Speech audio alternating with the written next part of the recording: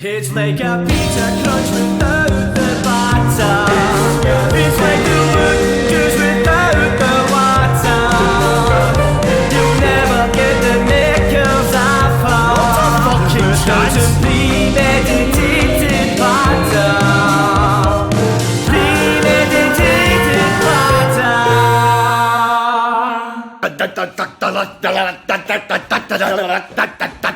Mate, why fuck up your brain damage, mate? That fucking sunlight's make me hit a brick wall, man. I see, be honest, I think I'm going to phone a taxi, boys. I'm fucked. Aye, right, he's kidding on. Fuck, he's on the con at quick, saying a bit of sunlight, but he's vampires or something. Can you not just shut the blinds? I spent the money for blinds and a dial-a-booze. Fuck the blinds, fuck's sake. Give a hammer, a nail and a pair of your bird's knickers, I'll give you a set of curtains. Mate, this is a new build house. You're no hammer nails into the fucking wall. Well, I've been fucking papped out the house because I've been on it for 2 days with you two chickens. He's on the con at quit saying a bit of fucking sunlight. Get a fucking grip. It's not just you, fuck's sake. I'm getting messages after messages saying the Waynes are doing interviews for a new day. I can't go home either, but that fucking lights make me feel like a bag of monkey dicks. Well, what's your suggestions then? Did you say this was a new build? Aye, how? The blind store's doing 20% off all new builds. What the fuck is the blind store? They fit blinds. It's called the blind store because you'll be cutting about like Stevie Wonder sleepwalking. And you can sleepwalk right into blind bliss with the blind store. A reliable independent business that manufactures, supplies and installs its own blinds. We've got wooden blinds, Roman blinds, rollers, vertical blinds, day and night blinds and motorised blinds. All blinds are independently measured, manufactured and installed by the blind store. Wooden blinds will be measured, manufactured and installed within 2 weeks. Rollers and verticals will be measured, manufactured and installed within 1 week. And on offer, 20% off new builds. I repeat, 20% off all new builds. For more information, please contact John G. Brown 1980 at gmail.com. Call or text 0774 861 6516. The Blind Store. See the light and don't be blind to a bargain. I've been doing this. I started this 2000. I started it. We at the time it was right. So basically, with the idea before the lockdown, before COVID was a thing, me and a couple of my pals were in. You know where the Village Hotel is? Think so. You might have passed it on the way here. Right. Okay. So it's just across from the BBC buildings in it, and it's got a wee bar in that in there, so you can get a pint. We went in, got a wee pint and fucking, you know, it's like you get a few drinks in you, you're solving all the world's issues. And we were talking, and I think there was a Rangers game on, obviously at Ibrox. Ibrox isn't far for here. Right, okay. And it was after it was a Friday night, which was strange. There was a game on, but they came in. Somebody came in, I think it was a guy, it wasn't Rangers TV, but it was some kind of podcast, but it might have been Rangers TV. There was a guy, and he was doing an interview at like the wee booth behind us, and he had a laptop and he had a mic, and we were obviously sitting fucking yammering away, and we're like, look, that can't obviously that's set up, that guys go, it's dead simple. And then we could do a fucking podcast, and then it was like, we could do a podcast, so we're doing a podcast. But then COVID came along, and then it was like, it just get put in the back burner. Mm-hmm. Then that was the time I started kind of posting on my socials, just starting to get a bit of social media presence, as you would call it. Mm-hmm. And then it came around like, right, let's do this podcast. It was about a good few months later. It was near the kind of arse end of the lockdown. I say arse end of furlough, should I say. Mm-hmm. But then we went in, but there was 4 days. Went and done a few trial runs, then we recorded the first episode. Then the first one was, I was meant to be like the focus of it, about me. Right. But as soon as it got uploaded, my two pals that were doing it was like, nah mate, I can't have that out and all that shit. Just, we were talking about stories, obviously getting fucking out their nuts at teeing apart. And I think it was too much. One of the boys is in did a really good job, so I understand it. It's right, like, and I could see it, but it was a pain in the arse at the time, like fuck's sake mate. So they two bailed instantly, like just there was no question about off. So you're off, you're on your fucking job. Well, me and my other pal, but he was like, listen, I don't want to be on camera, I feel like a prick, so I'll just produce it. So I was like, right, the camera. Exactly, man, camera shy, shite bag. Fucking camera. So it ended up me, and I was like, right, I'm not getting up in this. So, and I kind of liked the idea, and I was like, well, I like the idea that I'd be fucking the one talking a mess now, you know what I mean? Because, I'm on the camera. Exactly, because I needed an ego boost, you know what I mean? Knows if I don't get enough of them. And that was the thing as well. see when you're doing it 4 people, you're fucking, you know what it's like having a conversation with fucking 4 people in a room, never mind the cameras involved, you're in charge of you now. Aye, exactly. You're not getting any compromise anywhere, because there's always, it's like living with somebody, innit? You might, even though you don't even love these well, you might say you like them, but you know what I mean, it's like you don't love them, so you're not in love with some when you live with them, because when you live with them, you have to compromise, but if you're working with them, you're like, I can't stand him, I don't even know what I like. I know. So you're better after your own thing. And plus sometimes. as well, see, try to get 4 people in a room to fucking talk about it, it's just, and plus as well, see, when there was 4 us, I was able to take us. I was, let's see, like, if we needed like conversation topics or guests, I was kind of taking my foot off the gas because like they free will deal with it. So now it's kind of forced me to like, right, I need to like fucking get my finger out. And not saying that I still go through phases. Like I'll not be as active as I should be, but. I'm getting it back in the mantle anyway, and it's not really falling. So about 2 years, I'd say. Say 2 years. That was the shorter version. I thought I know. What did he tell you? I'm asking this cunt not to me.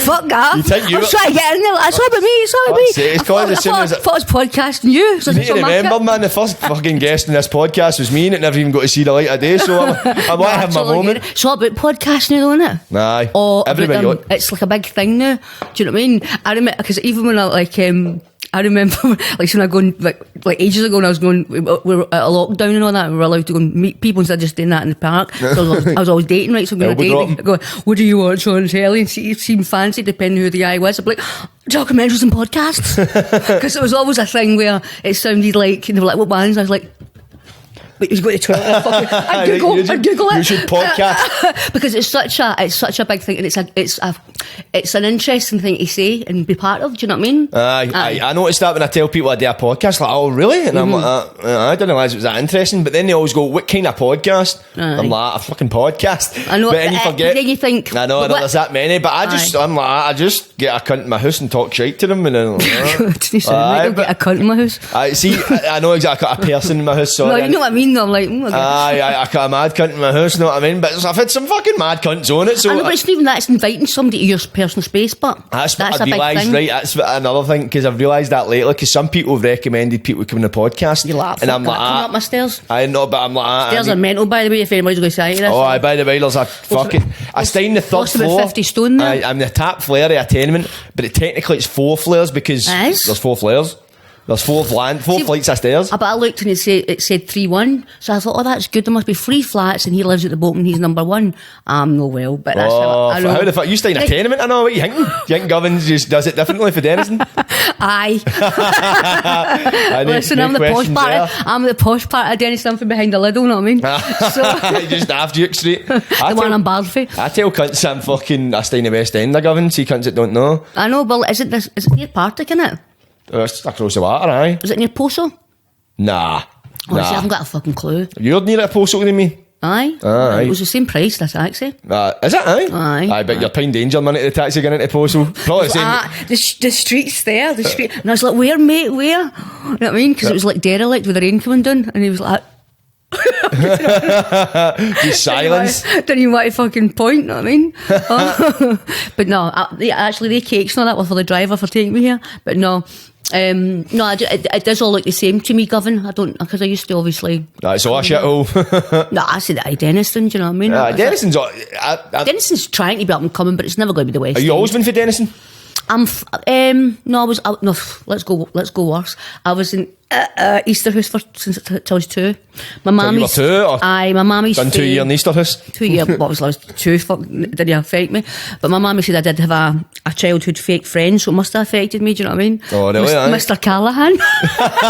Mr. Callahan. Aye. He used to always phone me. I go, hello, Mr. Callahan. I was like 2. Fucking can't even talk. I could say his name. No, I think I stayed there till I was about 5. If I'm not lying. And then when we moved to Denison, but my dad's from Carlton and my mummy's from Bridgeton. So right, aye. So the band. So you never had a chance, did you? Good done. See, to be honest, my dad's from Govan, born and bred. My ma's from Royston, so it's one of the ones I can. Royston's near me.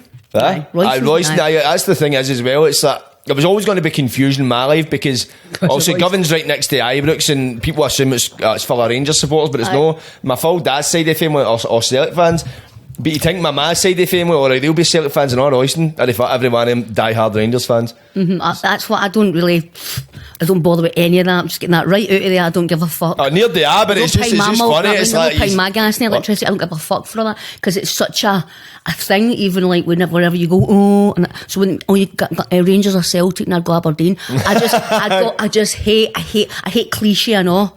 Now, like a Scottish person's always drunk, which is me basically. I'm not Scottish, but then they're always drunk. Then when you go abroad or you go anywhere, and they go, you Scottish? You always drunk? Yeah, they're always drunk. They're always fighting. Or it's Glasgow or Celtic. So I just hate a cliche. Yeah, of course. You want to be your own, show your individuality. Aye, so I hate a cliche. That's why when I was like, you were like, oh, Billy, I was like, no, I hate all that because my family are the same. And when you've grown up, and all you see is wars against it, you think, what's that about? Aye, it's madness. It's people. It's like. Because people do need a passion, they need some kind of focus, they need something to stimulate my passion is me, fuck exactly, but some people get brought up and it's like, say, like Rangers, and it's like, this is my club, and it's it's just they don't give a fuck for you. And so, but exactly. I'm going to get hated. We're after a fucking good start anyway. People going to Celtic Rangers don't give a fuck about you. But it's true. It's like that. I love playing for this club. He gets a better number somewhere else, like I'm off.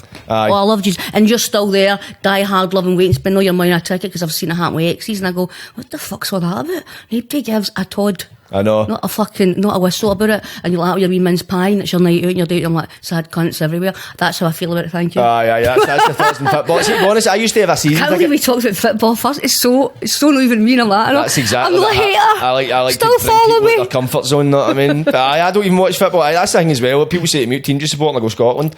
And I sound like I feel like one of the dicks. That's what I'll start using. Aye, but I mean, I watch Scotland when they're playing, but it's like, Scotland are shite, I know. It's great being Scottish, but the Scottish national football team, in fact, they're better than they used to be, but they're still getting pumped. And it's like, anyway, they should have a fucking OnlyFans. They've been pumped that many times, you know what I mean? But listen, I had one, I get pumped once, you know what I mean? So really? Are you still on OnlyFans? No, I had it for like fucking 2 months, and my cousin dealt with it because I couldn't deal with it because I'm not that technical. Aye. All I know how to do is la la la la, and then fucking post it and put a filter on it and stand there like that. But no, basically they were like, because there's a thing called Face App, right? So see, you have any makeup on and you put your picture on Face App, it comes up, and all of a sudden you've got this makeup on, you look glamorous, and you're actually like that, right, in the picture, right? So I'd wake up and it would say to you on an email, hi, your subscribers are getting a bit impatient. They want a new picture. You haven't posted for 5 days. Like a fucking job, right? Honestly, get a fucking email. Hitler fucking email. So I was like, what? So I would get up, my black, scratching, all crusty, not sweaty, no nice. And I'd be out in the kitchen with a cup of tea, my brand pants on that I slept in all night. And I'd be like that in the picture. Right? Or eating a banana like that. Right? And I'd put a face app on it and send it, and they'd always go, are you ever going to take your bra pants off? Like, no fucking chance. So the thing is, right, at my age, I was asking for $16.99 a month, right? And there's young lasses at 18 showing their bit and bob off their whole fucking scenario, right? What they had for their breakfast 10 years ago, that's how much you can see, and they were asking for a $5. Fuck's I wasn't making any money yet. They're writing to me, I'm not going to follow you anymore. I don't give a fuck. Fuck's sake, man, bump your punters, man. So I still get DMs for the ones that followed me on my Instagram going, are you ever going to go OnlyFans? And I'm like, yeah, I'll let you know when, because I'm like that. Because I'll never do what they want you to do, because they want you to send them voice notes, be naked, and like, see for $69, you know, see my nipples get to fuck. Nah, of course, top dollar in it, man. But fucking, that was $69. Cost of living top crisis. dollar. It's cost of getting in the stud crisis these days. You know what I mean? Cunts are wanting bang for their buck. I may have to get back into that because the whole fucking gas and electricity's going up. You need. What's your space? Here you go, man. There's a promo right there. Premeditated part. I've seen it first. Like that. Look, she's faced up that, and she just gave the banana a. I know you've just given away your trade secrets, man. I know. They got about £16.99 for face up. Just lying hell at it. It's like that. If you're comatose, it's like that. You can make the background all nice though. So I'm lying in my crusty old bed, and then it's make the background's like a big fucking fancy pink boudoir, and I'm sitting like that. Oh, really? You can need to get in a bit face up. This is online. Online it's a fake world. Everything's fake. Are you talking about OnlyFans or FaceApp? Talking about fucking online, and you can do yeah, do you know what I mean? fake, Even if you're chatting to a guy like, it's like you're looking at his picture, listening to his sentences. You've not seen the cunt in flesh. You have a funny walk, the twitch, the strange eye. I know. It's a fake life. Do you do it? I'm making myself out to be pure shallow, right? But do you ever start talking to somebody, like obviously in your case a guy, in my case sometimes guys that I don't know it's a guy, but you're talking to somebody and then you go in like that, right? I'm going to go and inspect all their pictures and try and form like an avatar as such in my head of what they actually look like. But you look at, because I'm suspicious, man. See, I'm suspicious of somebody that only takes selfies or only posts selfies. See, if you just get selfies, I'm wondering why you just constantly selfie, and that's it. As in, one, you've no pals, or two, you're promoting yourself to look because you've used a filter, and if your pals were in it, then you couldn't use it, something like that. I don't know. I'm suspicious. I'm just suspicious. And see, Bonds, I'm probably a bit of a catfish myself. People think I'm a midget when they fucking like, I don't know. What are you, 6'2", 6'3"? I was going to say. Did you think I was going to be smaller than this? No, I can tell you're tall. Oh, really? You're the only. Everybody's like, I think that's how I get so many trolls. They must think you can take me in a fight. Did you get trolled or not? All the time, man. Fucking my life is a troll. Really? How bad does it get? Oh, listen. I mean, I can't even. It's that bad that if I post anybody on a post of mine, they will therefore get trolled or get talked or they'll get written to that they shouldn't be friends with me because of. And what's the reasons why? Oh, fuck. Because of? Apparently, I used to work for the Clenny, so I don't really know what... And I've not got a job, and I'm like, so, wait a wee second, that's a fucking phenomenal thing, do you know what I mean? That's some CV, isn't it? Fucking unbelievable. So, and I was like that, so my pal came up and she was telling me, because she reads some of it, and she was like, it's mental what they say about you, and I was like, and I went, do they know I've got a council cooker? Because I'll tell you, I'll tell you, if I had any of that, you know what I mean? I would fucking have upgraded my council cooker. You get the face app on your it's white free, goods, it works, it's not broken, don't fucking fix it. When I think about it, I think people are coming in every night and they're jotting in and they're sitting watching what you just done and they're sitting writing about it in their wee living room and about your life because they've not got fucking one. And I think, well, good luck to you.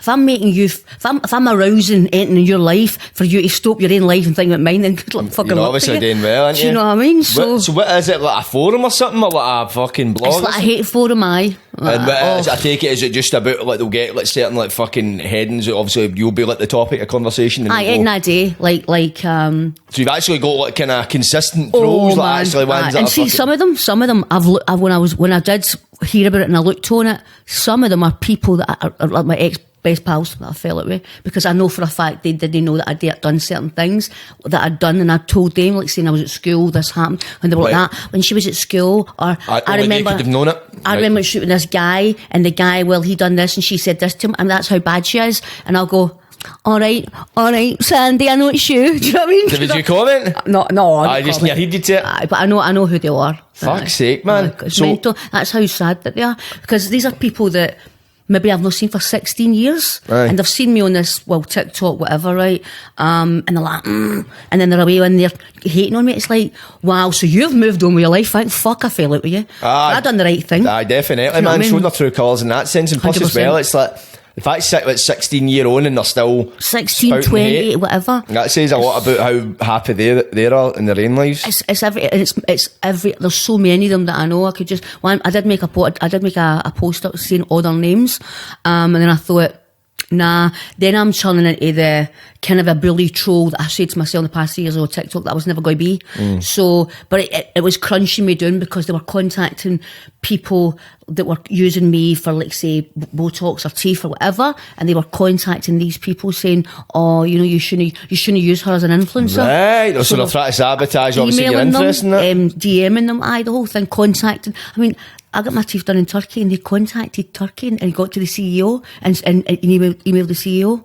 I mean, what did they say? It was just like that. You could use somebody so much better than Dugheed. Yeah, that's right. Said funny, and because they sent me the actual email that they had sent. Right. So their actual names on the fucking email. But the troll sent you the email. No, the company, and they sent, and they've actually included their name in the fucking idiots. And I'm like, oh, this cunt's been trolled. This cunt's got about 100 different, like emails, and fake accounts, and they even try and get to know my pals by sending my pals friend requests because they can't get to see me. So maybe I might be in one of their videos, and they could. I mean. It's fucking... Really, you've got one life right in this earth called you, right? Because I believe in many lives, right? But one life called you right in this earth, right? and you're going to spend it watching some cunt else instead of tuning off and living your own life. I don't get it. It's a lot of people they feel so insecure in like their own identity. It's like they can't face themselves because it's that they've got so much self-loathing against themselves, whether that stems from childhood or their present life or a amalgamation of the things, and then they'll just see somebody else like that. No, she makes me feel uncomfortable because I've not got the balls to put myself out there. So rather than me have a look at myself, no, I'd just rather focus my energy outward rather than inward.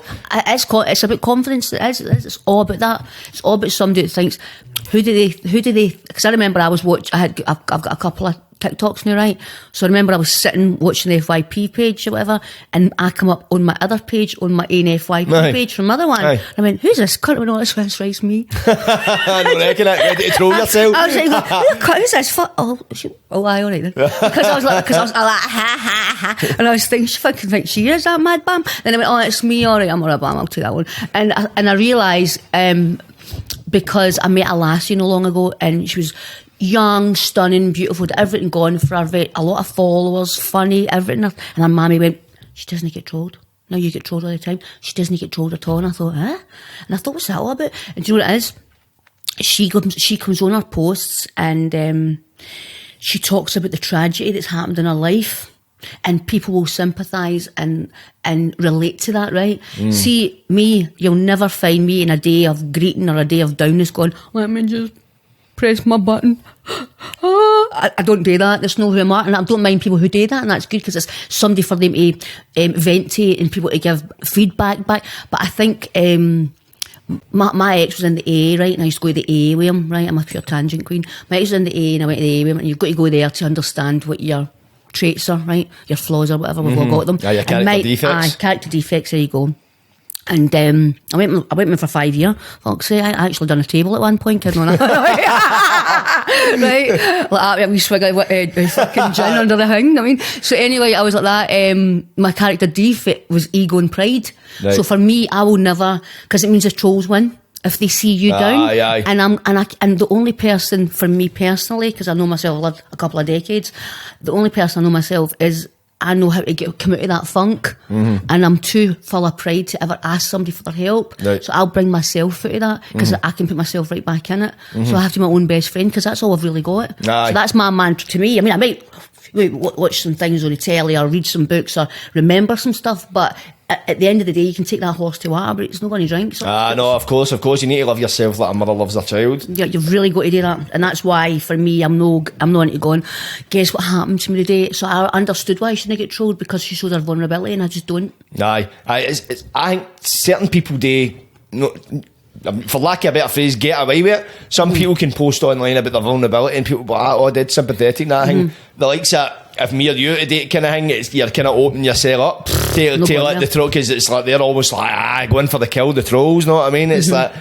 I don't know, because I'm kind of the similar to yourself. Like I've done it before, but I don't make a habit of doing it. I've done it once, but see, posting obviously my personal shit online, and it's one of the ones, it's not who I'm at. No, it's not how I deal with it as well. And I think everybody's different. You find the younger generation are more prone to kind of posting that, because I think it's a lot of them, to the younger people, it's like your life is lived in social media, whereas we've came to the generation without it, so it's almost like a fucking, you're living two lives. Aye, it's so true, you're right, and it is because that is all they've known. And they've seen what the good and the bad is with that, in the sense of maybe if I talk, but I think it is good to talk. I mean, obviously people talk about mental health and what's happened to them, and people go, that has happened to me, that's relatable, but I'm just up for the laugh, I'm up for the fun. I like a wee bit of wisdom here and there, but like if something really, really personal, or it's going to affect me, no, and I didn't even tell my best pals. I didn't tell my mammy, fuck's sake. Oh, really? I didn't tell nobody. No, I'm an island of me. Oh, really? I'm an only child. So I suppose it's one of the ones you've done it. Tell Mr. Callahan or something like that. There's that cunt, not me. I know. It sounds like a fucking pastoral care teacher, the cunt, Mr. Callahan. Fucking paedophile. Fucking age 5 like that. I'm wearing blue. That's how he's off now, innit, man? You're too old for him. Yeah, fuck you. No, but so how did you end up starting the post on social media then? Well, the one that was in the AA, he was called Dugheed. I used to call him that. Right, why? Well, he used to go to the gym all the time. He was only like 5'7", And he used to be like that, right, in the neck, and he was built like that. And I used to always say to him, he had 2 kids, and I used to always say to the kids, look at your dad, he's like, he's got a head like a Doug, all fucking Dugheed there, right? So the 2 kids, one of TikTok and one of them fucking Instagram, and he was a bit of a control freak, right? And he never wanted me to have any social media, right? Right, so I didn't have any social media, right? So I had one, but it was always like me and him, because when I wanted to post me myself like that, he'd be like, no, why are you doing that for yourself? Who's that for? And I had like 13 followers, just like fucking 2 of my aunties, one of my aunties, and she had fucking 13 accounts. I'd no pals on it, whatever, right? So when his wee daughter said, oh, can I make you up with a TikTok for me? And I went, aye, sure. And the wee boy was like, can I get you as a friend on my Instagram? I was like, sure. But I never used them, and they were called Dugheed. So when we split up, I think COVID came 5 months before. Well, I split up with him, so I was like 5 months, and then COVID came. 5 months, alright. And that's when 5 months before COVID came, that's yeah, when you split up. right. And then in that time, I had got my, what's that called? My, I started using like TikTok, right. And I was working in Rutherglen at the time. I forgot this is like fucking don't breathe, don't move for this mic. No, that's don't cool, move for the mic. That's cool, breathe. So so I was working in Rutherglen in a solar panel scenario. About sales? Aye. Oh, right. And the old call centres. I've done it, man. Fucking. I'm do you want it? You don't want it? Great news today. I know, get to I don't want it near you, mate. Don't take it. Fuck it. So anyway, so I was always walking to Denison for there, and I'd always make a TikTok. And I was always doing these TikToks where you were miming.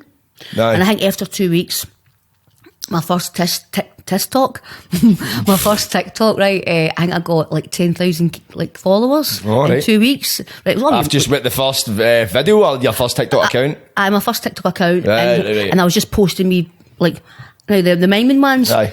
And it was just all wee boys from America, because it could tell you where everybody's from. But then I made one up talking, right, saying I had a TikTok voice, and I was like, thank you very much. Is that how you were talking? Really? I've got an old video like that. I've got to fucking pull out, fake cunt. I'm surprised that's no resurfaced, man. I know, fake cunt for nowhere.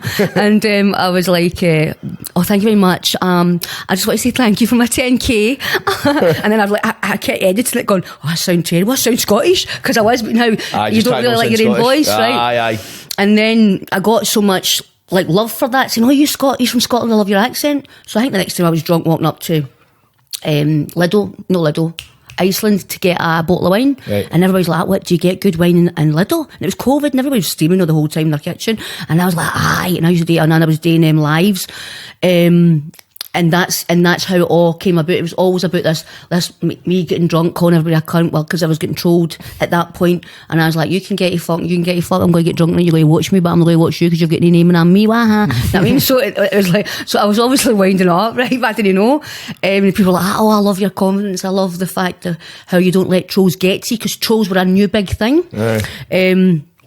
And that's kind of that's been the story. So that's where Dugheed. So I never ever changed that name, but I didn't know I was going to get followers. But see, halfway in, I started printing T-shirts with the name Dugheed on when people were buying them. Well, but you're getting a bit of coin out of it, eh? Fucking aye. Of course, you need to milk your kids. I mean. But see, at the time, but people were like, sorry to bother you, Dugheed, aka Amanda, I haven't had my T-shirt yet, and it's like 2 months, because obviously I spent the money on wine. I mean, I was like, listen, I'm not fucking eBay. I don't buy for next day delivery, it's an extra 40 quid. It's still coming, and they'll send it to Australia first to get a ring address, and so it's right back to you.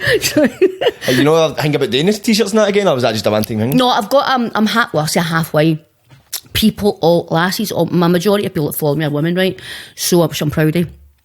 And they always ask about my lipsticks, right? Mm-hmm. So I was like, right, there's a coin to be made of this, sorry, it's a true story, right? So I was like, there's money to be made here, but so I looked into like doing my own thing and make my own products, right? But one somebody was going to come in with me, and that failed, and then I was going to get my own packaging, right, which is quite expensive, but I went to Manchester because that was actually the cheapest place to get the packaging. Right. So I went away down there, and they were like that, right, we'll go ahead. And I said, right, so I need to get this amount of money, so I'll come back up and I'll go back down. And when I went back down, when I was doing it the first time, my Tinder was on, and obviously it was all these Manchester people, and I was like, I'm coming back, mate, I'm coming back in 2 weeks. Right, so anyway, I had an appointment to meet the guy with the packaging, And like that next morning, for the night that I got down, but the night I got down, I was going to meet this guy, and I've been talking to him for 2 weeks. And is this just a guy off Tinder? Random, know what I mean? Right, random. Manchester. Random hookup. Going to marry the cunt. But anyway, we done and ended up getting fucking rat-arsed and missed the appointment, and all that's fell through. So the packaging, the product I've got, it's just the packaging, because in my mind I want to make, I'm not just want to put willy-nilly packaging, I've got it in my mind what I want. Mm-hmm. You know what I mean? So is that still an idea? That's not even an idea. That's definitely. Aye, that's the thing. And I'm making my own book as well. I've got a ghostwriter, so I've got a wee dictaphone. What kind of book? Well, people always wrote to me and said, I'd love to hear your life story, because some of my lies, I spoke about certain things, and they're like, wow, I wouldn't have known that. Like, as much as I drink a lot, I never drank till I was 26. Really? I've never took a line of coke in my life, not one, not even tried it. Keep it that way, man. Fucking never took an E, never smoked, never, because my family are all like that, kaput in a coffin somewhere because of the drugs. Oh, so, right, so you grew up seeing it? Yeah, and I've got an addictive personality where if I eat fucking YD donuts, I'm having the full for. You're finishing the bag. I know who I am, I know what I'm like, so instead of going somewhere, I don't need it either, I'm hyper as fuck, do you know? No, fucking, you'd be like a budgie in a shoebox if you took a patsy, man. Because people used to think, I'm on something. Like, are you what you take? And I'm like, fucking fresh air, mate. Fucking fresh air. You know what I mean? Just because because you start to, like, even my mama used to say, you're better off leaving drinking because you're even like happier and better. And do you know what I mean? I bet without it. No, I don't need it. Nah, Nathan needs it, man. The book thing was always something I was going to do, and then with this trolling that I got this year has been unbelievable. Unbelievably trolled. Aye, it's been and it's for ex-pals who have fuck, what's the word? The word's gone. Deceived Parted me. ways with? Alright, deceived me, do you know what I mean? Like, for me, if I thought it was somebody in any way, shape or form, right, I'll never talk bad about them, even to myself, because I'm a move oner. Just move on. There's that bad energy for me. Just leave it in the past. Aye, good luck to you, no harm done, whatever. But for some reason with me, people just want to, do you know what, and do the white hot. I get that last word in. And I'm like, what's going on? So I was totally blindsided with people in the past that I've said and done things towards things that I've told them, and they've mixed it up and made it into a salad, into a fucking steak, you know what I mean? And I'm like that. So basically, I was like that, do you know what, I'm going to take the noose from my neck and say my story, because I'll never make a bad post about somebody, and I'll never make a post up about, well, actually, this is what happened, right? Because now that's what TikTok's like. So they'll try to call each other out. No, I'm not into all that. So I just thought, you know what, I'm going to put my story in my words, and it is the truth. So is this the inspiration for the book?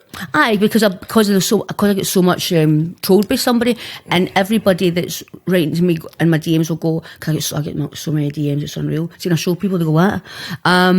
They'll go, wow, I would do that because I know what I watched that unfold. Aye. Do you know what I mean? I watched it all unfold. So, because it was real bad bullying.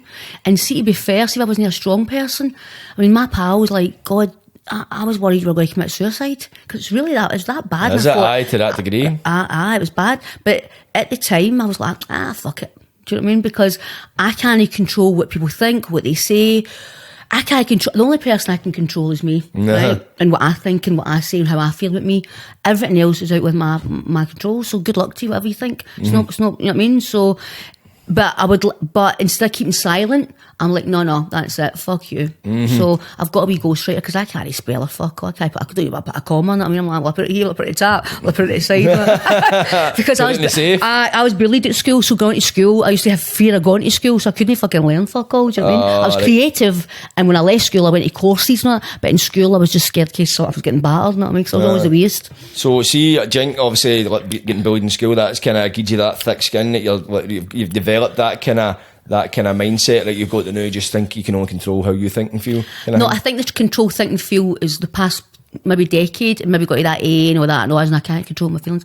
And as you get older in life, you know, you either get softer or you get harder, and there is only one way to survive, and it's to get harder. You know, so and then this realm that we're in, this online realm, where you actually are getting trolled so much for something like yourself, because you get it as well, which I don't know about. I think, you know, you have to laugh with it and think, well, that's your opinion of me, but thank fuck your opinion of me I don't really give a fuck about it. And I'm not even going to tell you if you're real or right, or truth or you're honest. I don't give a fuck. I really just don't give a fuck. And me learning the bullying thing, possibly that's where I learned to be funny, because when I was younger, my mum used to always buy me, because I'm an only child, 3 new outfits for school. So for the first 3 days, I had 3 new outfits and 3 new jackets and 3 new pair of shoes. And you know what I mean? And when I was younger, all the wee boys in the class used to fancy me, and lassies hated it. Right? When I was younger, so that they used to pull my hair, because I had long hair. They would pull me and kick me, because I was always wee as well, tiny. And I come from quite a hard family, and I'm not hard at all. So I learned that. Right, how do you get out of this? So I learned that if I made people laugh, they were like, oh, she's funny, we'll laugh at her and use her for the laughing then. Do you see what I'm saying? Took the violence out the situation. Yep. And if you make somebody laugh, it's like anything in life. You make somebody laugh, all is fucking forgiven, because laughter is key. And I learned to know that, because I was an only child, right, my mum used to have house parties, and my aunties and all that used to come up, and when I made them all laugh, they'd give me money, and my mum would be like, I'll just keep you out of school tomorrow then, and you can help me tidy up. You've made all that money. And I'd get up at my bed and I'd dance and sing and rap and all that and laugh and all that, right? And they'd all laugh, and I'd be like, fucking made 20 quid. I'm rubbing your hands. And I'd be like, my God, laughter is fucking it. Because it's a manipulator. You manipulate people when you're making them laugh. Because they're like, and all of a sudden they're rewazzled and you're like, yes, I'm in. Aye. Do you know what I mean? Aye. I suppose it's in any situation, like if you're in fucking court, you're in a job interview, any kind of fucking laughter. Walk of life, know what I mean? If you make somebody laugh, you're on to a winner. Totally. Laughter. I mean, I remember when I still live in London, right? And I used to always lie to the taxi driver because I had an accent. I'd try and make them laugh, because I knew I had a fiver and the meter was on fucking 9.50, and I was like, I don't know what I'm going to do. I'm going to have to tell like a fucking couple of jokes to this country. Did it work? Aye, every time. Did it? Aye. I was like, listen, I'm just doing here. And I was obviously 26, you know what I mean? They were under there, you know what I mean? I was sitting at the back of the taxi. I was like, I don't really know where I am, and I'm from Glasgow, and I've never really been to London before, and like, don't worry, I'll get you. I'm like, it's raining, I don't know where I'm going. And they'd be like, right, well, I turned like a voice and everything. My chuckter.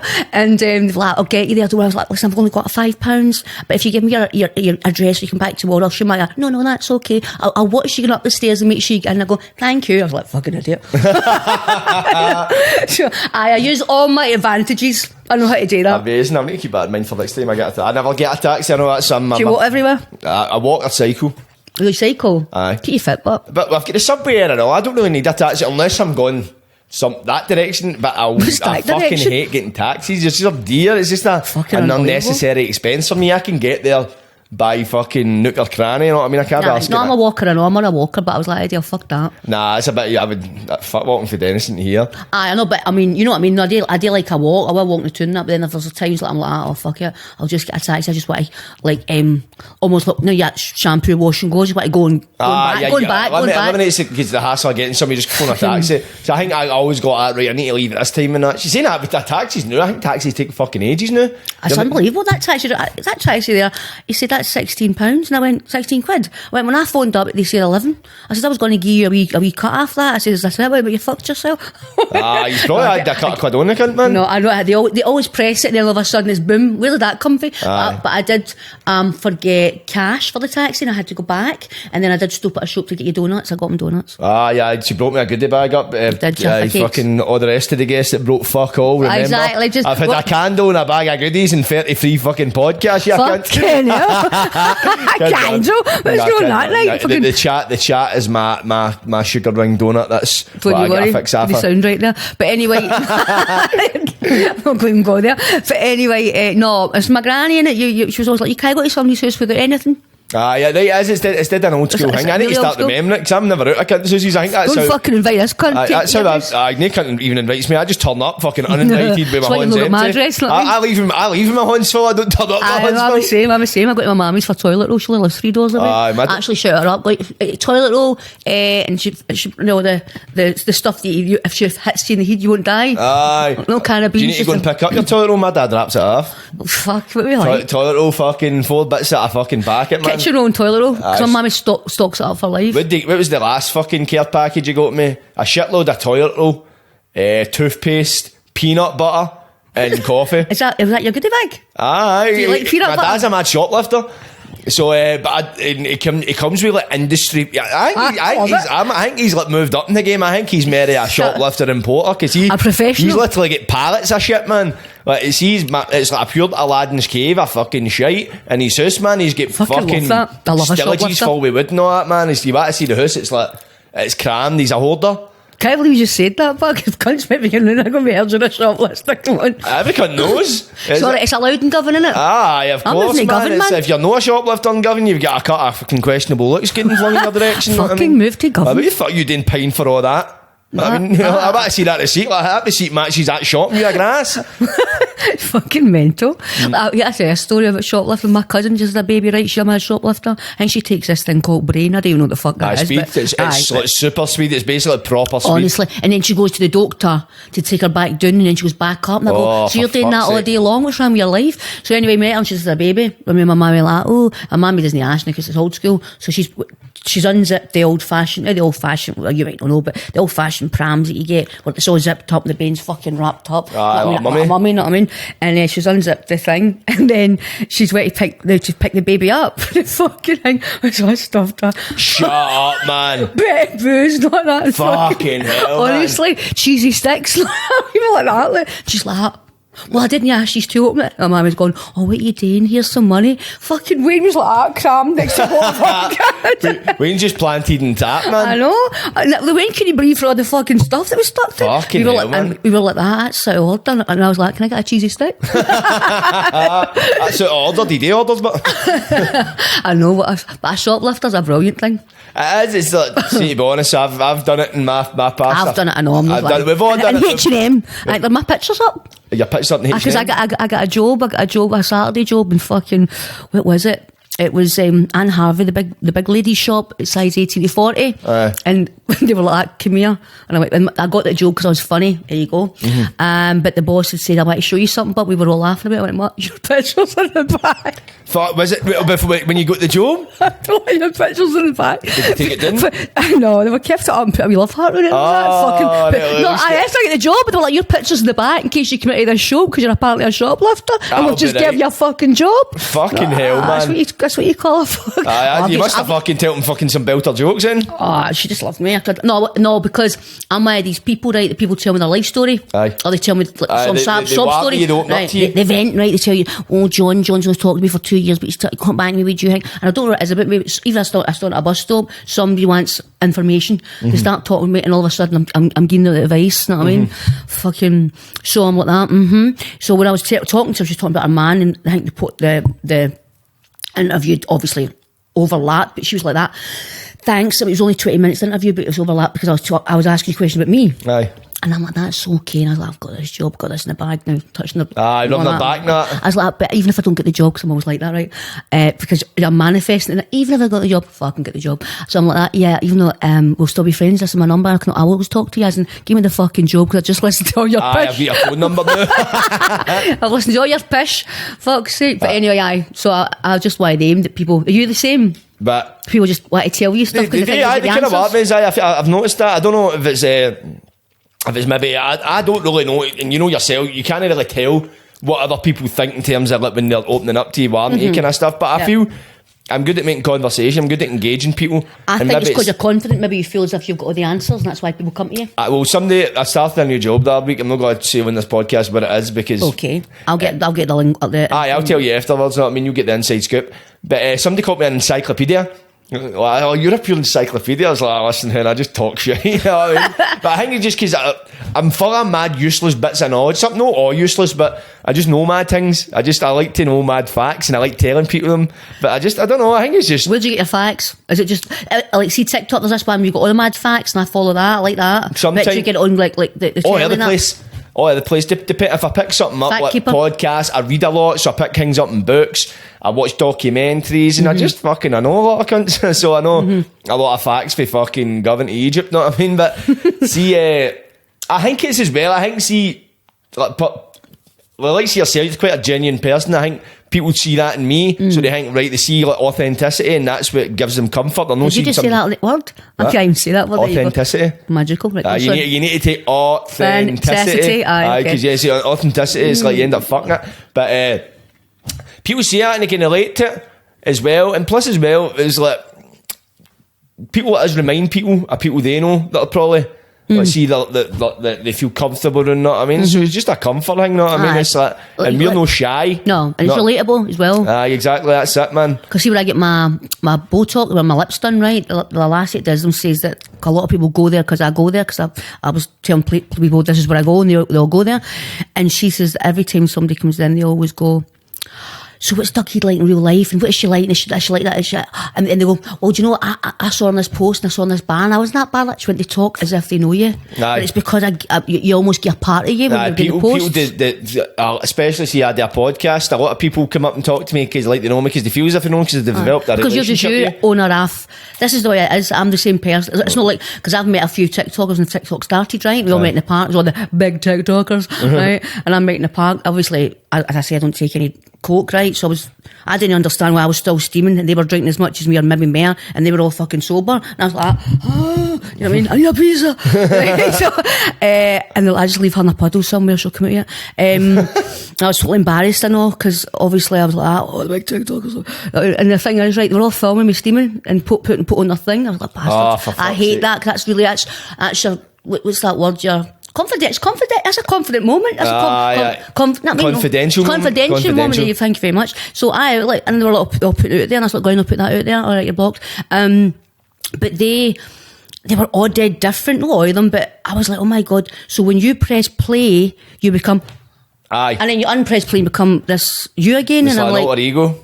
And I'm like, there's no gimmick here. You know what I mean? Because a lot of people, they're projecting online, it's like, it's what people want to see. What I see, and it's like they're playing this character that's like an avatar, and you meet them in person. I think some people, I don't know, I think I'm all things to all people, because sometimes, because I get days I can't be arsed talking to people. No, I know, I'm adaptable. I'm adaptable. Exactly, so we're all human, know what I mean? There's some days, and sometimes if I think some cunt's a walloper, I'll not usually engage them, because I'm like, I can't be arsed talking to you fucking idiot. Know what I mean? You get them. I know, you get them, and it's like, but I don't think too much about it, and you're probably the same. You just date. You just date, and is the way you do it. Don't think, oh, I'm going to do this a certain way, or this person expects me. I never come on a tick. I never press play, right, and then go, right, I'm going to plan what I'm going to say, and I'm going to stand and get to fuck. I've no time for that. You know what I mean? See, saying that, a lot of people think I'm different from my videos. See, I do videos, I'm shouting and all that, and I'm fucking being mad shit. I thought a big tall shouter. Exactly, but and then I'm acting people. Would you prefer I acted like that in the public? Because if I acted like that, I'd be a fucking pain in the ass, I think. If I was jumping about shouting and fucking that shit, man. It's like, I'm doing it for a laugh. My barrel videos, my barrel kitchens. What the ones where you put all the mad voices in the thing? What do you think I'm jumping about with a fucking wiggling in the street? Mad cunt. It's like, it's for a laugh, but it's like, I love all that, because I've got all these mad crazy bastards inside me, right? Aye. And there's so many times, right, that I'll maybe match somebody on Tinder, and then they ask me on Instagram, and I go, right? Because I think, they're going to show my followers, going, I'm popular, right? And it's not because of OnlyFans, right? So I think, they're going to love this, right? I'm sitting in my pants, they're going to fans, they're going to fall in love with me, they're my cunt, right? So, and then they go, next minute they're not following me, and it's because they go, what the fuck? I was looking for a typical bird not to take hate my ma. This cunt sitting about fucking telling different stories, different voices and all that, talking about drink and just I'm a big personality, right? And I want a big personality, right? But they're pretending a big personality, because they're like, I'm good with the band, and you're like, listen, there's you, then there's me, right? So, and I will say, now what I say is, listen, I've not got one, but it's coming up, you've got one, alright, I've got one, but when you go on it, that's the gimmick of me, I'm actually nice, especially on a Tuesday and a Sunday. Do you explain it to people? I'm fucking lying. I'm dead nice, because I pretend that's a gimmick, that I'm not actually like that. Right. So, but do you actually say to people? Do you kind of, when you give the stories aren't me? When you give people your Instagram and that, do you praise them? I have to. I don't. You just go boom. No, I have to. Well, see, I should, man, because I'm obviously talking to lassies, and then like, this guy's nice and that. Then they're going to my Instagram, and I'm jumping out with kitchen knives, wearing wigs, putting on a woman's voice. I'm like, that fucking cunt. Does that work out for you? Do they still talk to you? Sometimes. Mine are like that. Huh? I can usually tell, see if I give them my socials and I don't Aye. hear from them, then I kind connect the Tell dots myself. But that's the thing, they never usually mention it. It's like, see, I go, oh, this is my page and that. Then see the ones that don't mention it, I'm like, you don't fucking watch my videos yet, you bastard. Do you never look down to see who's looked? I'm a pure fucking Columbo. Because if I like somebody, right, and they've just befriended me, I go down the stories to see who the fuck's looked and see if that prick's no looked. I'm does it like you? I don't, I'm often. Columbo. No, I don't do it all the time, but if I'm interested in somebody and they've just if I'm into somebody and I'm chatting them, I'll check that, but it's no often that I look at that. But obviously in that kind of like situation, I would. It's narcissistic, you know what I mean? I'm like, are you watching me? They're doing it, I know. I mean, every cunt fucking does it, know what I mean? No, but see, the thing is, it's as well, because I was seeing a lassie for a bit there and all, and I'm one of the ones, I'm not really into fucking relationships. Not that I'm not into them, I've just not been in them. Mm-hmm.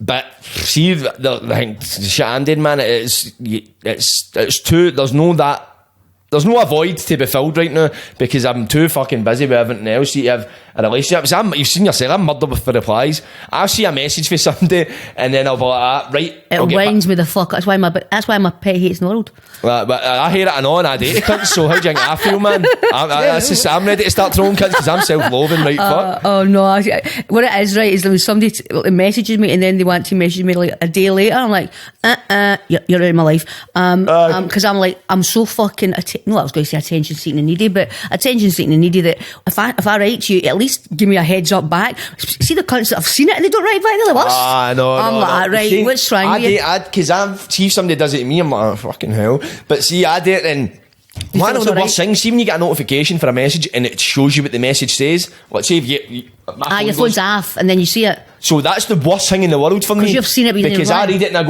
I reply back and then I'll go, right, because I'm usually doing something and I'm like, right, as soon as I've done this, I'll reply back. Mm-hmm. Hours pass and I forgot that because I've read the message, technically, I've not opened it. I've got a fear of non-replying. So honestly, everybody that even like a DM, I used to get so many DMs that I watched a film once. I think I turned on at 12 o'clock midday and I was still watching it at midnight because I kept pausing it to reply, and it took me all fucking day to watch this one movie. I think it was called Fury with Brad Pitt. That's fucking the army one. And I was like, that fucking way to get to the end of this movie. Some cunt, they're not dying, I know what's going on. Because I get frustrated, I get a fear because even in a WhatsApp, I get anxiety. Reply anxiety. I have that because I just think somebody, all right, they might get 2 DMs a day, right, and I've got like say 502, right, but for me, the fact that you took the time out to follow me, took the time out to write to me, it sits with me that I've not gave something back. It does give back, plus as well. It's a graft though, it's a fucking joke. It's a graft, that's how I struggle today. I've started trying to do it as much as I can, but at the same time as well, I don't want to be staring at my phone all day, and I know that sounds selfish, and I like, because like you're saying, you keep pausing the film, I would watch the film and and then reply back to them after the film. But I hate millions of replies. I just go, hello. That's probably why I leave it hard for myself. All I send is hearts now. Hearts to the fucking nation. And every cunt has just got a heart that they'll go, actually fucking does, I know the cunt. Well, I feel, see if I get a reaction, like a laughing face or something, I'll give him a wee laughing face back. But if somebody writes something, I feel compelled to write something back. Well, that's what I feel for. And I always feel as if I need to be witty. I need to be funny and witty, and I'm like, right, I need to think of something to say. And sometimes I'm like, I fucking just write back and fucking say alright. But it's engaging them, and it's kind of. I send a voice note now because but then when they send me 25 voice notes back of their husbands, I go, what the Some fuck? people you're just like, they keep asking you the same thing, and it's like, obviously they're buzzing to be talking to you and that, but I don't talk to my fucking close pals, my family, as much as not. I mean, that much. Like my man, I'm sorry, mum, but she fucking gets left fucking for a while as well. I feel rotten. 4 days, and she lives 3 doors away from me. Oh, does she? She lives 3 doors away from me. But that's why I live in that fucking. You literally shout out the window at your man. You know what I mean? Know what I mean? Toilet roll. Get us a line in. No, I can't because get us. I know a jail line. It's a jail line. That's what cunts in the jail used to do. See when they're passing shit to each other. Hang a bit of toilet roll at the window, and the window blow, and you'll catch it, and they'll tie something to it, and then you'll pull it in your window. Like that's when you're dubbing it. It's called a line. Oh my god! When I said that, I was like, I thought she's got to think I'm meaning that line. I guess get a line in more. But anyway, my mum, she doesn't live far, but then sometimes you go to Dad, you see you get in some cunt's motor. For fuck's sake, is that the shit? Did she mention somebody outside? Oh, does she actually asking? She's seen it. Do you ever get, like, see if you've got to meet somebody, do you ever look up to your man's window to see if she's looking? Well, and the funny thing is, right, see me, right, when I want her to look out, she's never there. never there living a life, and seeing I don't want to look at, she's like that with binoculars. Video camera and manhunt, binoculars now. Fucking dog and all that, dog barking and all that. Every cunt's at the window because the dog's barking. There's me like that, trying to creep in like that. Fucking hell, man. Betsy's always near doing the walk of shame, man. I done the walk of shame. No, I'm saying. No, I got somebody's motor the other day, my neighbours were like, is it the walk of shame? I went, no, I've known that cunt for years. No shame. No. Listen, it'd be a shameful act if you're single and you keep yourself to yourself, because I'm not into that. I like to spread, I was going to say I like to spread it about, but that's me just being like, listen, up until maybe 3 years ago, all my life since 17, I've been in relationships. I've been in 5 relationships. 5. Really? Long term, I take it? Long term, fucking long term. And lived with every one of them. I've been married, divorced, I've been engaged, gave that up. I've done it all. So see, the past 3 years, it's been the best time of my life, because and like all the things like having social media and not a guy not going like, where are you, when are you coming home, or you get too drunk last night. I've not got anybody telling me what today, telling me what time to come in, annoyed that I've put pizza or the flip. I've got nothing sent me, and what a lovely world to live in. Your world. Do you think that's partly why you're so active in social media, kind of showing not your life and that kind of stuff, because you've been so restricted previously? Well, because I was seeing somebody for a while. It was 2 years ago, and I used to always post them. And then I made a video up of me doing this. I think I had a negligee on, obviously, running about like all the time. And I'd done a wee video like that on TikTok, right, to this sexy music, because everybody was doing it. It was like a wee one of the wee things.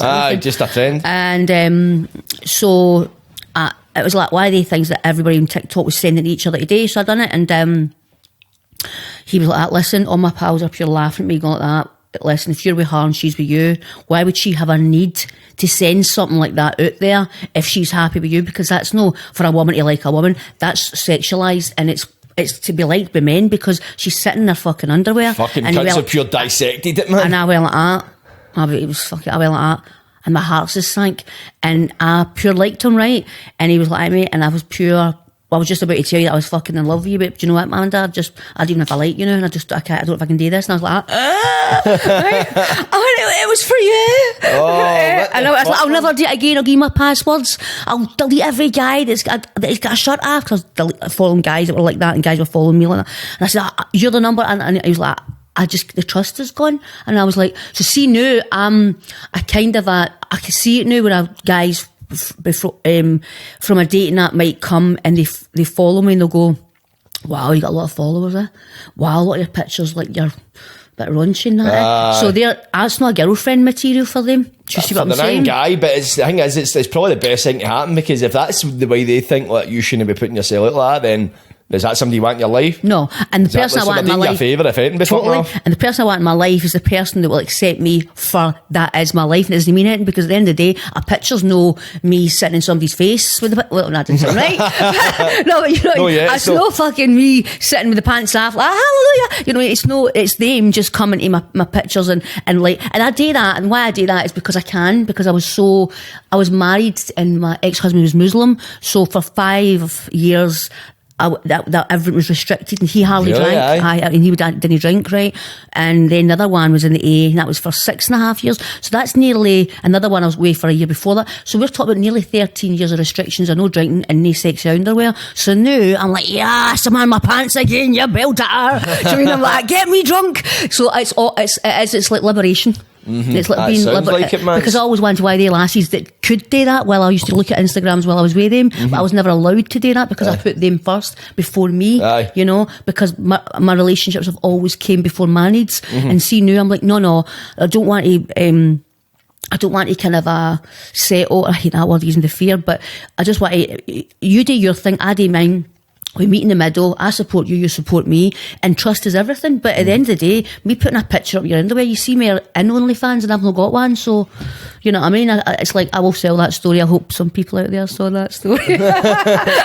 No, but you should always accept. I was controlled for years, and then I end up controlling because I think that's what happens. And that, like my last relationship, which was a physical bad, you know, like the hospital and all that. Abusive one. Aye. And it took me.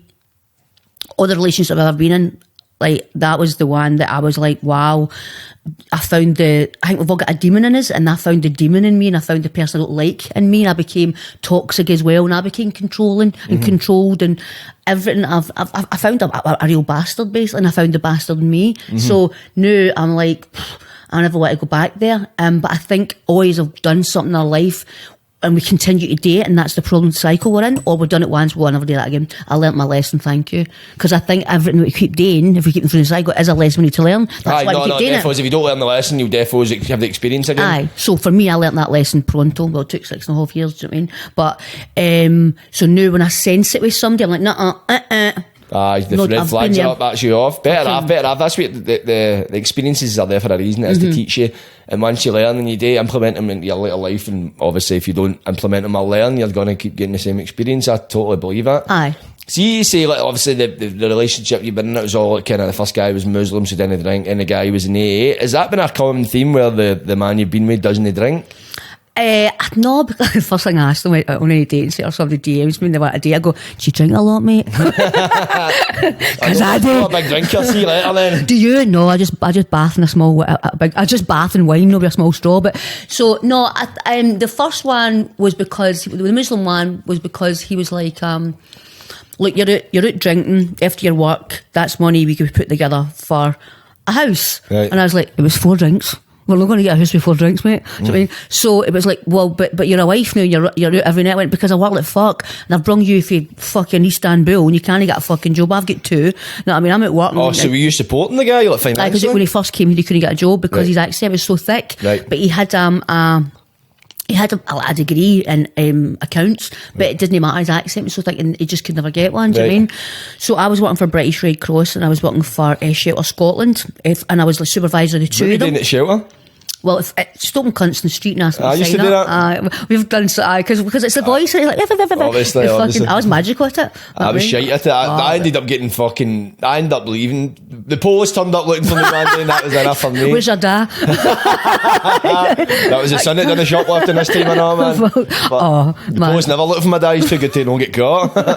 That's why I had to chase cunt's house. But anyway, I done all that, and I was like, so I just get fed up with coming home. The house wasn't tidy, the dog wasn't took out, there wasn't a bath made, the fucking dinner wasn't galore, wasn't a buffet galore waiting for me. And this cunt was always like, oh, you know, it was always, it was like, he was 6'2", he took out of my couch, right? And I'm 5'1", it means I was like, so. Can't use a 3-seater just for his arse. And he'd be lying here with all the fucking heat, and I'd be like, and all the food that I'd bought had ate, been eaten, and I was like, I can't do this. And also it was like, he would always, everything I said, he took dead sensitive, right? So we wouldn't talk, and he'd be stubborn, so he wouldn't talk to me for 2 days, and then the third day he'd talk to me, so obviously we were having physical activities on the third day, and then he would talk again the next day. So I was thinking, right, wait a minute, I'm married here, so she was sex on tap, right? Sorry to talk like that, but that's what it was, right? So she was sex on tap, right? You're married to a cunt, it's young love, right? And we're newly married and all, right? So she was chasing each other in the fridge, and I was like, what's going on? So I thought, wait a minute, we're having sex twice a week here, because we're not talking for the rest of the week, because you know what, I have that mad moody sex, because you know what to talk to me. And I thought, I'm getting divorced. This is shite. How long did that last you? 3 years. 3 years? Fucking 3 years, man. I know, but I'm a pure trier. But I knew that when I was going to leave him, it was going to break him, right? He was 10 years younger, and he's Turkish, obviously his hair went white when I divorced him. That's not a word of a lie. Not a word of a lie. Really? Not true. It's a true story. His hair went white when you divorced him? His hair went all pure white. He had that kind of a peppery hair when I married him, but it was like more so dark. And then I divorced him. That was it. He was fucked. I mean, you know, it's a big handsome thing anyway. Somebody else's fridge with the sounds it. Fucking hell. So, because we were pals for a while after it, you know, because we still had the dog. But when I went with that one after him, the AA one, I think he always thought when I split up with him, I might get back with him. Right. And because I didn't, and I was like, I'm single! Right? Is there any takers? So he was like, I think he thought I was going to get back with him. So I made a TikTok up saying, oh fuck, the dog's dad's coming to get him, because the dog was like our baby. The dog's dad's coming to get him, and he's a big moody stallion. Now a stallion is a good looking thing, right? And he was a good looking big guy, right? But It was a moody cunt, and it doesn't matter how good looking you are. See your personality, it will shine through and make you fucking ugly. Right. If you're like, you're a moany cunt all day, Right. and I hate negative It's moany infectious, bastards. that shit, man. Totally. You could be the ugliest bastard in the world. Sorry to say that, but there is some of them about, and they could be the most funniest, lovely, loving, and something about them just shines through, and all of a sudden you're like under the right light. Ooh, so with him, he was so moody that he always drained me, right? So I said, "Oh, the dad's moody stallion." So he was like that. You're not going to see the Doug again. And I've not seen the Doug for 2 years. And it broke my fucking heart, aye. Fucking and I thought, bastard. thank fuck I never had a win with you, because if you'd have used that win as a pawn, Aye. because the dog will miss me more than and I still greet about it. It's the thing I greet about in life, is my dog, because it was given to me as a birthday gift from my mum. Oh, so it was actually your dog? Aye, but when we split up, I went to live with the AA one, and he was OCD and couldn't want the dog in his big fucking mansion in Newton Mearns. So basically, with my ex, he had a dog mostly. Right. So after like the 5 years I've been with the AAX, he was always like took care of it financially. So it was kind of his dog in that way. So I've not seen the dog since fucking forever, man. Fuck, It's like, is he totally cut off contact? cut off everything. I've emailed, stood outside his door, put me pamphlets on his motor. Fucking one time I got drunk and I was standing outside going, "I'm getting a apologies to you. I know some cunt with a gun." Because he always said to me, "Whatever we do when we split up, please never take the dog from me." And I would never ever do that. Do you So mean? he said that to you, then done it to you? Done it to you. Fucking but scumbag. I always knew, like when I divorced him, he always held that against me. Do you know what I mean? And then I met this A cunt 3 weeks later, the divorce. So I was kind of right, because I've always been in relationships all my life. I've never been single. So it was just right out one Right. I was always like that, you know. So until obviously now, but anyway, You're living free. aye, totally. But so I haven't seen the dog, and he doesn't live far, and all. Does he not know it far for you? I live next to a scheme, Aye. and I think he still lives in that scheme, but I'm not sure he was left it now. Oh, right. I'd be scared to see the dog, because the dog would sense it was me. He'd pull the dog away, and in my head I sit and think, that dog would think that I didn't want to get to see him, and that's what breaks my heart. Because a lot of people think it's just a dog, but the dogs, there's a lot more psychological goes on in a dog's head, and it's harder for a dog to process emotions, where it's easier for it to think it's no wanted just because for whatever, something you might do, you might leave the dog in the house all night or something and it thinks it's no wanted, because it's a much smaller brain, it's got a much smaller capacity to understand human emotions. But isn't dogs don't realise, if, like, say I leave the house at 12 and I come back at midnight, right? 12 in the day, midnight night, right? They don't realise the sense of time? Possibly. I read that somewhere. I don't know. This is obviously a mad. This Fact. is clearly no. Just what I'm about to say. It's clearly like a mad Facebook fucking fried comment. So I always said that in my head, right? 12 hours is 12 hours. You're out for 12 hours. The dog's going to have some kind of grasp, but like, fucking hell, that cunt's been away for ages. And somebody's like, well, she's saying that aloud. I sound like a fucking idiot, and I never actually believed this, but it was always like in my mind. So obviously, like a human year in dog years is 7 years. Right. Okay. Did that also apply to time? So if you're away for an hour, it felt like 7 hours.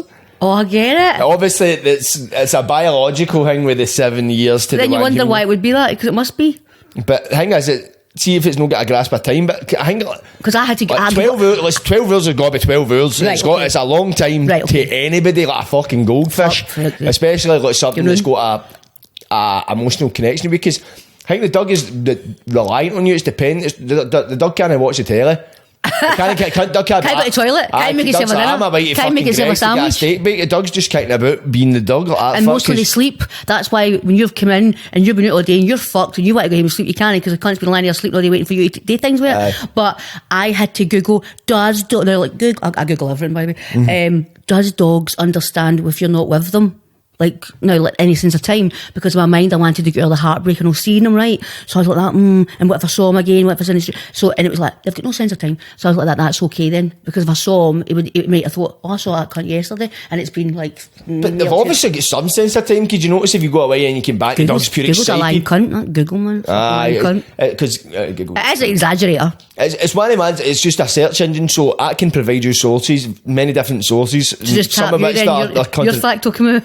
I know, I'm just fuck Google, come to me, I'll tell you. I'm not saying I'm right, but I'll tell you. But you have to Google, if you Google a few different, right, it will come to some sort of clarity. Aye, it's You know. more, it's like, see, because it's a search engine, that'll just provide sources for the question you've asked, so You go right into it, there'll but be many different sources that will probably maybe contradict each other, so it's just kind of correlating the information you get and corroborating it. I just ask YouTube. did you actually? What you could do? YouTube, you get a video, you get some cunt explaining it, and No, they'll but word see, it, I'm and they'll no a- verbalise it, and they'll articulate it in I such know. a way the last cunt knows what he's talking about. I know what you're saying. It is better to watch it actually, but seeing you watch it, I stop listening to what they're saying because I'm watching it. So I can't multitask You tune like out- that. you tune out a bit. I'm no academic, I'm practical. So I have to be like, right, do I listen to the cunt or do I watch the cunt? What's the big thing here? Do you know what I mean? But why do Just yawn. Can you know that- yawn? I do that. is that yawning there? No, but you yawned inside yourself. I wasn't sure, was that obvious? Because I'm one of them, so that's how I saw it. Oh, fuck. Because I did When that. I date, I think I get away with it. No, you fuck it, sorry. Fucking Because I yawn after a coffee, I'm one cunt. No, I know, I don't, coffee doesn't work for me. I don't But take any. What I'm saying is, you know how when you I date, I know I'm standing something like that, I don't want me to see, I don't want me to see the cunts going on, I'm fucking bored. And I date one inside myself, so I go, I wonder if they just saw that there. So I'm just sitting telling me a fucking life story, and I'm sitting worrying about my yawn, right? So I just saw you do that. See what I do as well. See obviously how yawning's heavy infectious, Right. which is a mad thing. It's like, see, whenever I do that, I study the person, and then I'm like, he's no yawn, so he's no seen me yawn. So I tell myself. it's all So right, I I saw realise your you've just yawn. I basically saw tell your us yawn. every cunt notices. I just don't. I'm not a follower, mate. I don't do it. Aye, right enough. There's trendsetter. Well, I'm a trendsetter then, if that's the Aye, case. but do you do body language? I know I do fucking everything. I sit there and I'm Body language is a strange thing for me. I know because it's not. I don't know how accurate it is. It's Aye, like, that's what I've I'm had saying. people say to me like, But fucking... analysation, I analyse. I think body language can help you come to a conclusion, but I don't think it's the be all and end all. It's like, I don't think it'll give you... I think it's kind of, see, like people do polygraph tests, they say it's like 97% accurate. Aye, okay. I think that's the same with body language. Like I've done shit, like I remember in school, this is what stuck in my mind, there was this fucking supply teacher, he was a prick, he'd studied psychology, Prick. and I was telling him something, and I'd scratched the back of my head, and he's like, I can tell you're lying, because I studied body language psychology, and if you touch the back of your head, it means you're touching... You're looking towards a certain part of your brain, which is the creative side, which means you're making something up. And I'm like, mate, what the fuck you talking about, mate? I just tell you I've not got a pencil, know what I mean? Aye, It's just that's like- that because I studied in the NLP, which is what Tony Robbins is Right. famous for, which is neuro linguistic programming, Right. and that's the same. If you look if you're talking right and you're doing that, well, you know, like, and you go to the left, you're thinking of memory, so you're telling a lie because you're thinking of memory to tell the truth of something that happened. Like, if you're thinking of memory, you're telling the truth, you're thinking... aye, that and if you're says- doing that, if you're up that way or whatever, right, or you're doing there, you're conjuring up a memory that didn't actually happen, so they know you're a liar, right? So I remember, like, it's good for dating apparently. Then I was, like, my practitioner at the time was like, this is good for dating, this is good, right? So I was like, okay. So I'd be like asking cunts things, and I'd be watching them going, is he at the left, is he at the right, where's my notes, right? And they were fucking still talking, and I couldn't catch Aye. it because it's a heat fuck. And I thought, fuck this, I don't give a fuck if you're lying, just tell me your story, because I'm the one to sit and analyse somebody's, because you're not in present in the conversation, Aye. right? You're looking for all the flaws, You're suspicious for the offset. Aye, and I'm one of the people that I will meet you, right, and I will trust you from the offset until you do something that I can't trust you thereafter, rather than I don't trust no cunt until they earn my trust. I'm the way them, I'm a positive. I'll trust everybody at face value. Then they do something and I go, oh well, that's okay, it's game over, we're over. Rather than being like, I don't trust no cunt, every cunt's a cunt until they earn my trust, and then they can come out of my wee bubble. No, I'm mad so loving life, loving people, because I believe in people. Do you know what I mean? I think if we walked about and no believed in people, I just think it's so fucking sad. Do you know what I mean? I suppose, but why are you learning the body language then, so you can find out if they're lying? No, I'm just. Is it just a fun thing to do? No, I was thinking because I was on a date on Friday, and I was sitting with a guy, and I was like, Oh, so you're still doing it now? no, the body language was exactly the same there, and I changed it up. I went, for fuck's sake, here we go. I know. I just spilled the That's tea all right. everywhere. I just spilt the tea, yeah. Didn't need body language to figure that one out. I seen it all on my carpet. Did you see it? Did you know it was going to happen? No, I didn't know it was going to happen. I forgot I'd made you the tea. Sake, so damn. Do you want another cup of tea? No, because it was just go cold. So if you're no, I just changed it up because I was like, oh, what, we're sitting in the exact same body language. But I was sitting with this wee guy the other night, Right. and he was sitting, and I moved my arm to see if he'd move his arm, and the cunt never. And I went, that cunt didn't like me. I'm going to do something different. You know, and I was thinking I was doing it for a wee while, right? Right. And then he said to me, "Did you hear what I said there? I was talking because his mum had just died." And I fucking was like, aye. So then he spoke about something else like half an hour later about what his mum was saying. I said to him, right, John. And I went like that, look, I went, I didn't know what to say. I've not got a fucking clue because he was asking me a question, right. and I didn't know how to answer it. And I felt like the big light was on my head for the day, and I knew that this question was important to him. And I went, I was body language and right up. I wasn't listening, so that's how I was like that. Don't do it because I can't multitask. That's. Do you see what I'm saying? I get what you're saying. I wasn't listening to him because I was sitting thinking, is he moving like me? But what if it's wrong? Because it's like, seeing in terms of like, when I'm talking about that scenario, I was talking about did actually happen where I wasn't lying. It doesn't. It just means you're in sync with somebody. It gives you an indication, but I wouldn't. I don't know. Me personally, I wouldn't want to use it. As you say, it's better I've just trusted somebody until they give you a reason to distrust them. Because I'm all about that. But if I went by that and it's kind of like, oh, what, I think they're lying about that. Then if they're no lying, then I've just conjured up. Then I'm like, oh, if he's lying about that, well, she's lying about this, and I'm like, I'd rather not think. I'd rather just let it be, and then if there's something does come up and I'm like, wait a minute, it's kind of staring me in the face, then but well, I'm the same. I mean, I trust people. I trust people, right? But I'm just meaning like the other night, because I was watching a documentary on like I think it was why Tony Robbins' people that he was a practitioner too, and it came up on my YouTube channel, and I was like that while I was lying in bed watching, trying to find someone to watch, and I started watching it, and then it goes into this other thing, and I thought, oh, I'm going to do that tomorrow night, and I'm on this date with this guy, because me and this guy, right, I was on Tinder and we matched, and then he gave me his number, and then he texted me, are you up? And it was 12:30 at night, and I was pure wide awake. I'm a nocturnal person. I come alive at night. And I went, I'm still up, hi. And he went, I'm up. He went, you fancy me phoning you now? I went, phone me if you want. I was on the phone to him for 10 years. 10 hours? Yeah, 10 hours to this guy, and this guy was like... On a night shift? Fucking... It was 2 o'clock in the afternoon or something when we came off the phone, and he was still wanting to talk. And I said, I've never met anybody that can talk like me. I went, and listen, and be funny at the same time. I went, you're doing no bad. And he went, I don't know, I've not spoke to a lassie on the phone that I didn't even know Melon fucking half an hour. He went, fuck's sake, 10 hours. So then he phoned me 2 nights later, we were on the phone for 2.5 hours. So see, this date, I was thinking, this cunt's going to my soulmate, because I was thinking, that's a long time to talk. And he allowed me to talk, and I allowed her to talk, and we started telling each other things, and like things that you don't tell anyone. Opened up a bit for the offset. And the voices started changing because we started like almost getting to know each other a wee bit more. So I just thought, fuck's sake, he might be special to me, this wee bastard. So when I talked the night before, the body language, I was like that, right, this day I'm going to see if he likes me, because we were so eager to meet, because I said to him, let's meet in 2 weeks. So we were texting for 2 weeks, talking. Well, no, so it was a week and a half. So I'd put a lot of emphasis on it. You know what I mean? Like, in hope. It was alright, but it's alright. So how was it you met him then? Was it just as good in person or what? No, I fancied him straight away, because I can tell in 5 minutes, 5 seconds. It doesn't matter if you're the best chat in the world. If I don't physically, because I'm shallow like that, if I don't physically into you, I'm sorry, it's over. Right. But that was the only thing that I have to meet him in person and see him, because like you say, you can chat to somebody and they can talk out the side of their mouth, they can have a funny blink, a funny walk, they can chew funny, drink funny, just be on their phone all night. There's things physical that you can't see in a text or a voice note or a phone call or a picture. You have to meet people in the flesh. I'm a flesh searcher. I'm not interested in that fakery. But it was alright, it was nice, but what I was going to say, and he took me to this lovely place. It was nice, but I'm just meaning that that's where all the body language thing always came from. I'm always into kind of a... So how did that go with him? Is it still gone, or is it gone? Well, I'm the one of the people, I don't chase anybody, right? And I don't like somebody who's overly needy to me, but I don't know, like, do you know what it was? He's half, I think it's a half Persian or something like that. So when I was with him, he was like that, oh, that's my dad calling. I could see he was getting, his dad's moving back. I could see he was getting a bit fearful. And I said, I saw fear going through you, and how, like, I said, you look scared of your parent. I mean, you're like, you're an adult. And that kind of made me go, Aye, daddy issues. And he was like, no, he said, it doesn't like me.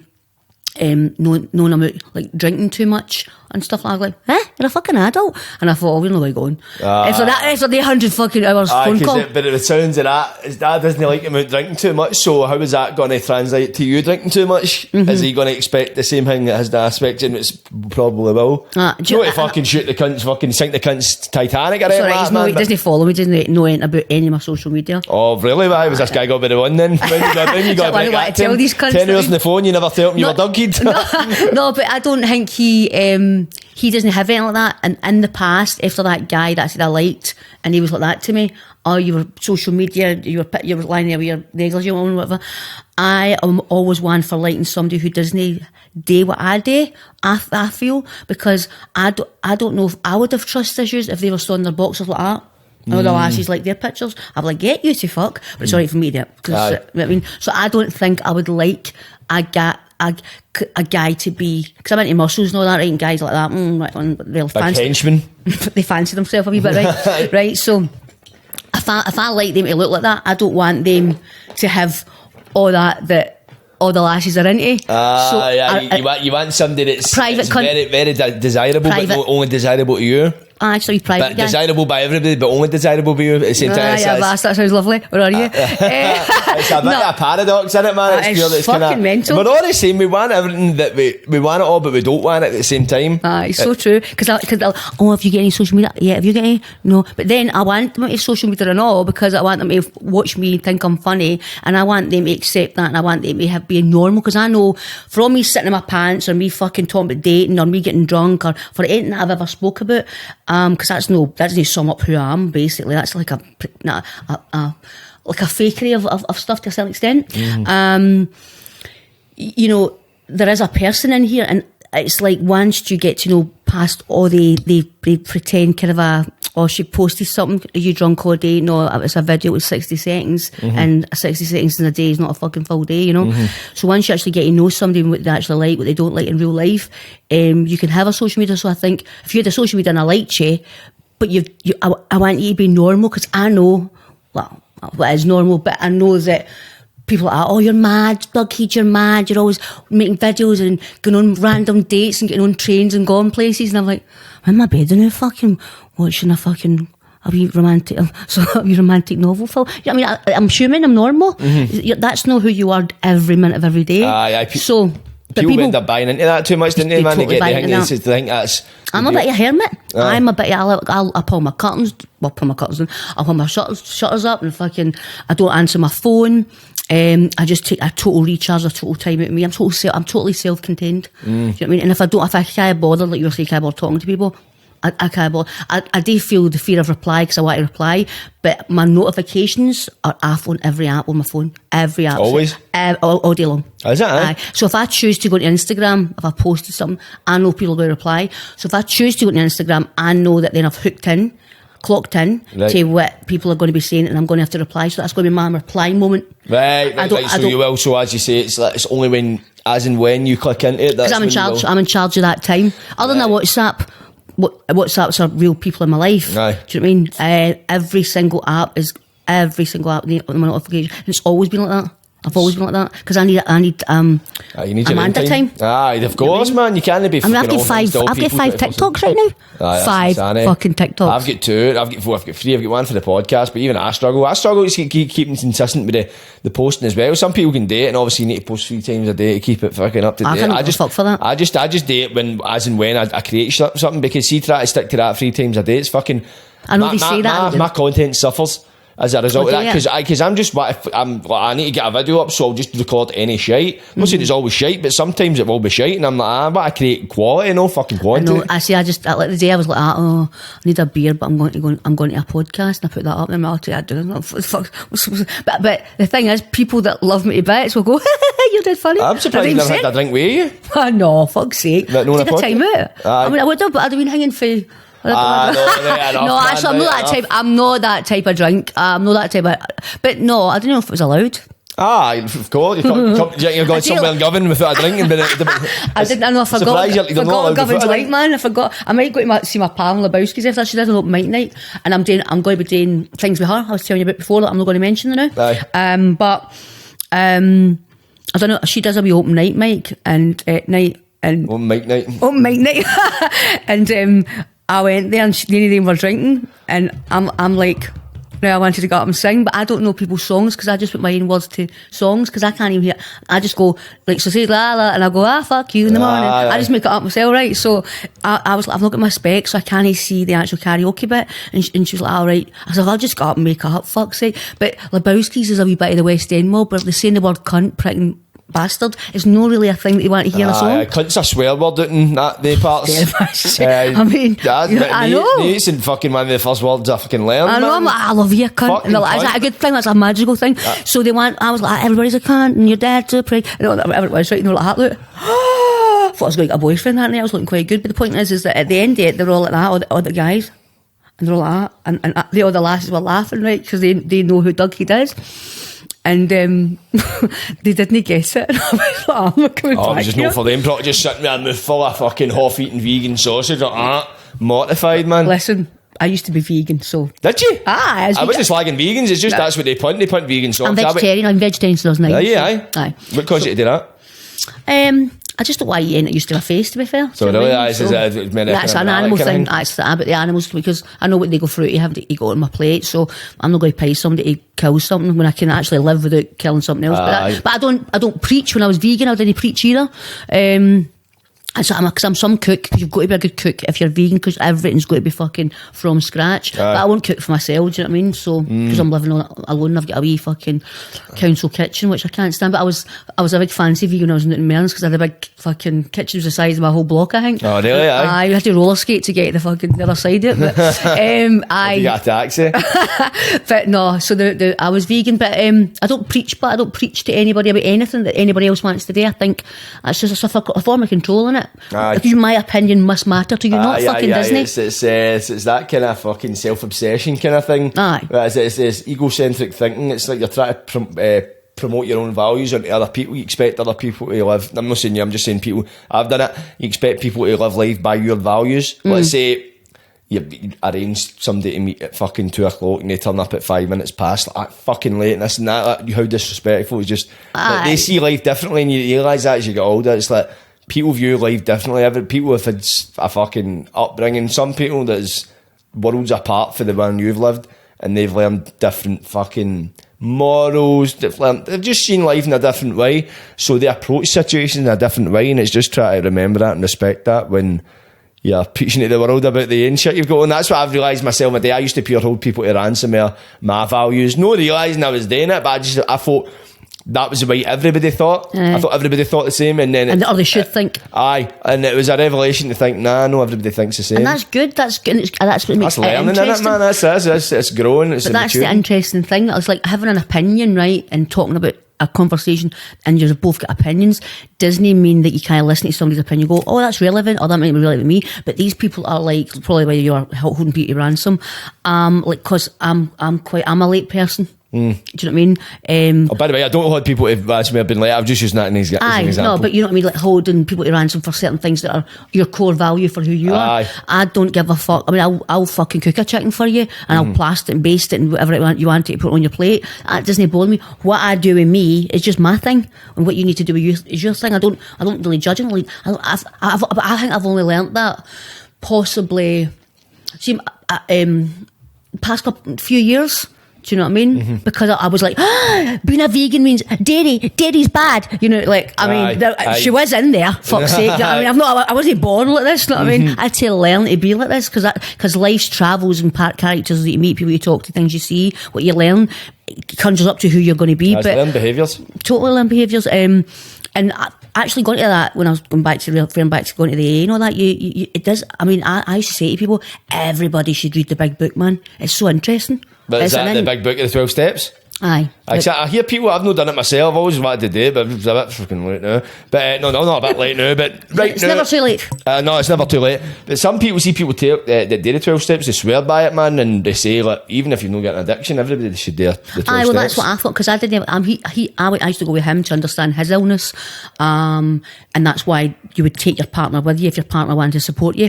But he would just to say to me, because I want to drink and I'm not drinking, gonna you no drink. So I didn't drink, but every 3 months I'd crave a fucking drink, and I'd go to my own flat, get drunk. He'd put him up the Friday, go, you're going to lose your looks, you look fucked, you've been drinking all night. I bought a wine, you know what I mean? I love myself. Sake. And I used to, and he's like, I've like, you stinky, and I was always made to feel terrible, because every 3 months I'd go and have a wee drink in my flat, I'd go up and see my mum and have a wee drink, and then he'd pick me up and I'd go back with him and have a wee drink again for like months. And I realise now, nobody should change for anybody. You meet somebody, you meet them for who you are, and you stay that person. You can adapt and compromise and whatever, but fucking somebody going like you, if you love me, you would stop being you. You know what I mean? Away, Amanda. Always one, isn't there? Aye, there is, and it's fucking hard. But so I'm a bit hard that way. But you would be when you're working all day, 2 jobs. Aye, and then you came home and fucking house is bogging. Dogs need nut and some cuts out your tomatoes. Aye, you don't even do the housework, you cunt. Not well. Aye, but you know how they people that they do them, but you get your set way. They purposely make a cunt of it just so they don't need to do it again. Aye, it's just, it's not done right. Do you know what I mean? Like, he does the dishes, but they want to put away. Aye. Because I was a lot cleaner and tidier then. See, now if I see a bit of house, I just put it under the couch, so if I don't see it, it's not there. It's not there. If I don't see it, it's not there. Mm-hmm. Do you know what I mean? Aye, better. But some cunts are like, let me move that apart and get in about it. I'm like, no, life's too short, I'm a bother. I used to have mad OCD, like fucking, I used to have like, see, like if I had that there, it had to stay there. If you moved it, I had to get back there. Like, see the way I had to stay up. I was like, cunts used to annoy me. My pals used to just make messes, and I'd like, I want to get it back. I really used to be bad. That's really bad. Oh, I used to have to like slam my door 3 times and that before leaving the room and shit like that. How did you get out of it? I smoked DMT. What the fuck is that? Because I don't take drugs. It's a very psychedelic drug, right? But it's like a spiritual experience, and it's kind of, I don't know, it made me. I always had, I think it was as a precursor to anxiety. I just always had to do these wee rituals, or something bad would happen. And see if I ever go to, I'm going to stop this shit, and I'd stop doing them all. I'd be like, I'd be pure anxiety. Then something would happen, but that's because it was a weird, I don't know, it's just, see me telling this and out, I'm like, wow, that's fucking fried. Because you're listening to the story about yourself, and you're like, wow. So it's like, it's anxiety, I think it was, man. I had anxiety for as young and as far back as I remember I was like this. I don't remember when it started, it was that long ago.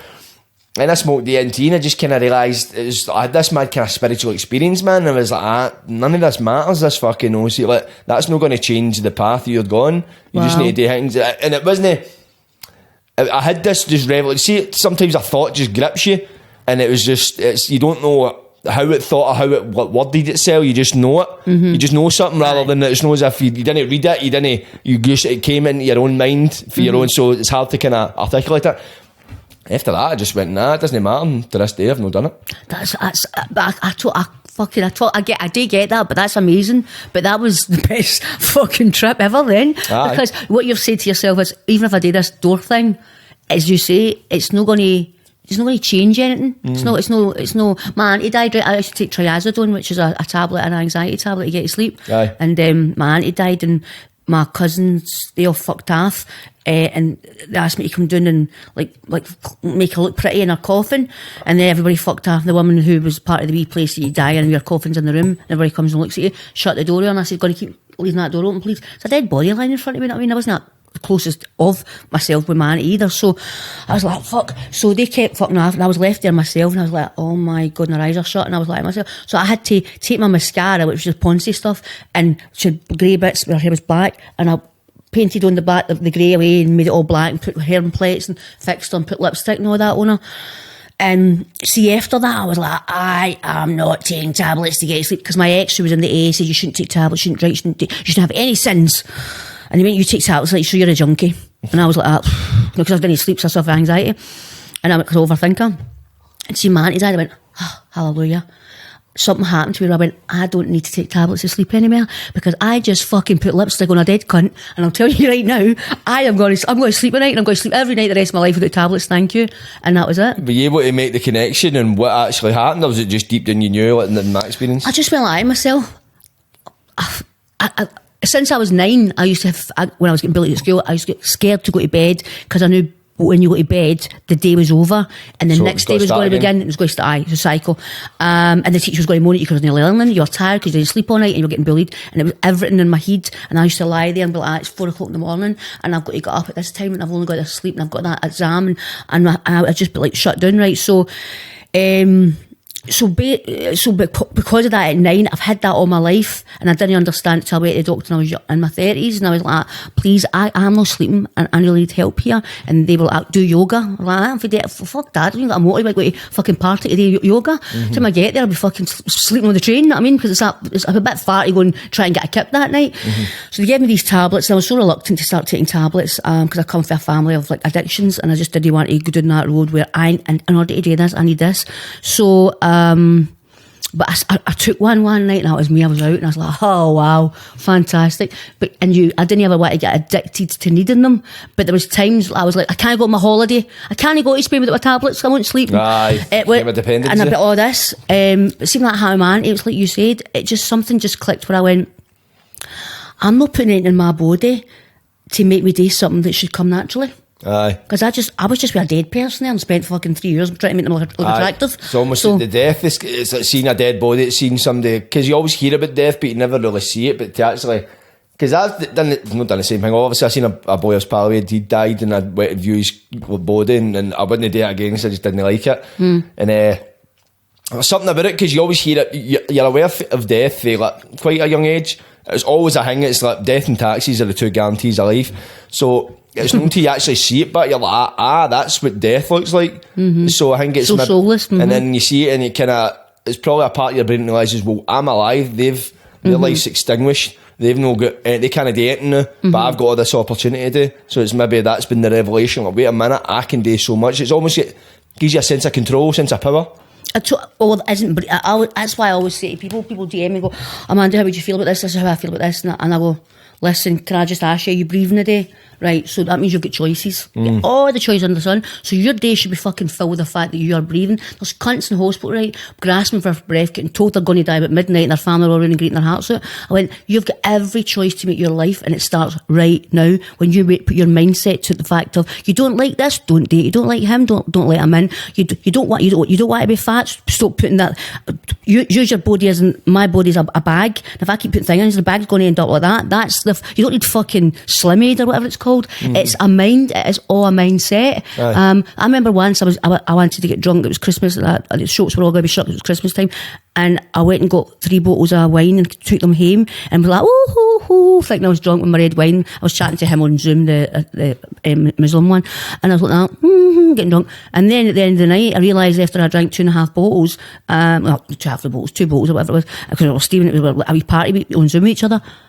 It was fucking non-alcoholic, but my head told me it was fucking alcoholic, so I thought I was drunk, and I was like, and the thing is, that's the mind for you. The mind will fucking. I read this book, it's called Play It, The Game of Life and How to Play It. I think I read it when I was 14, 15. I still was reading, I was younger, to get over the fact of the bullying. And I remember in this book, the mind is so powerful that this man who suffers, he needs breath, he needs fresh air when he's sleeping. And he's like, that's right, I forgot to shut my window. So he got up in his bed and felt around the room to get to the window, and opened the window, and he went, I can feel the fresh air now, I feel better. I'll sleep. When he slept, when he woke up the next morning, he realised it wasn't the window, it was the cupboard. But his head told him he could feel right. You see what I mean? Aye. The mind is the power of placebo. The power of it all, and that's why I'm never negative. I'm never negative. I must get negative maybe every 5 weeks for half a day. I'm just never a negative cunt, and my mammy's so negative I can only spend in her house for 5 seconds, because I'm like, here she goes, she tells me the news and the fucking the blues and the this and the that, and I'm like, fuck's sake. So I don't tune into it, and I just go up to her and listen, and I find out what's going on in the video game. She's like your filter for the world. But it's like the negative side of it. It's like there's no water in my glass, rather than is it half full or is it overflowing and full. My mammy, there's fuck all. Actually, she ain't got a glass now, she's lost it. No. So I mean, it's still, and I go, and I don't know how we are polar opposites, but I've always had that mindset. And when I was people, when they DM me, because I've got a lot of women DMing, I'll send them big information back. I always say to them, it just starts with, you've got God-given life. People forget that, that life's a gift, and they get too wrapped up in working, trying to pay the bills, all the shit going on in the real world now. Because I try and keep in tune with what's going on in the world, but sometimes I'm like, no, what? Shut off, man. I don't want to know.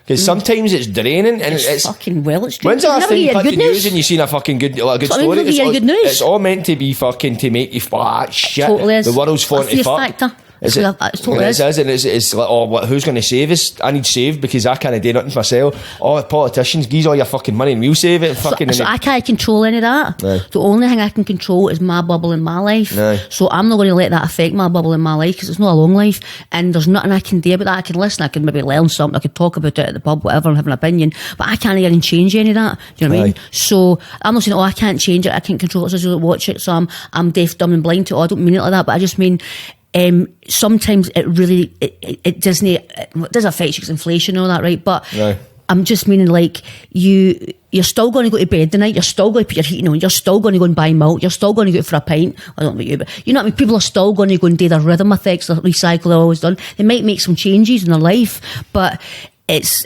so uncontrollable that I have to just live in this present moment of myself, and that's what's kept me sane. You know, it simplifies it as well. It's complicated. Seeing you're invested in like all the goings on in the world, especially the negative ones. You're better off being closed-minded. Not saying you're closed-minded, but it's better off being shutting your mind off to it. It's better off that way. You know what I mean? And it's not a fucking bad thing. You know what I mean? It's like somebody said, did you watch all that stuff on TikTok? And what stuff? Now all that bullying and the hate. And I mean, I watched. I go to the Americans, they're all happy, drinking green juice all day. Like, yes, I love the world. Smoking green and all. Well, but all that, if I was to watch all that, that would destroy my soul. It does. It's infectious. This kind of shit. You know what I mean? It's poisonous. It's toxic. Mm-hmm.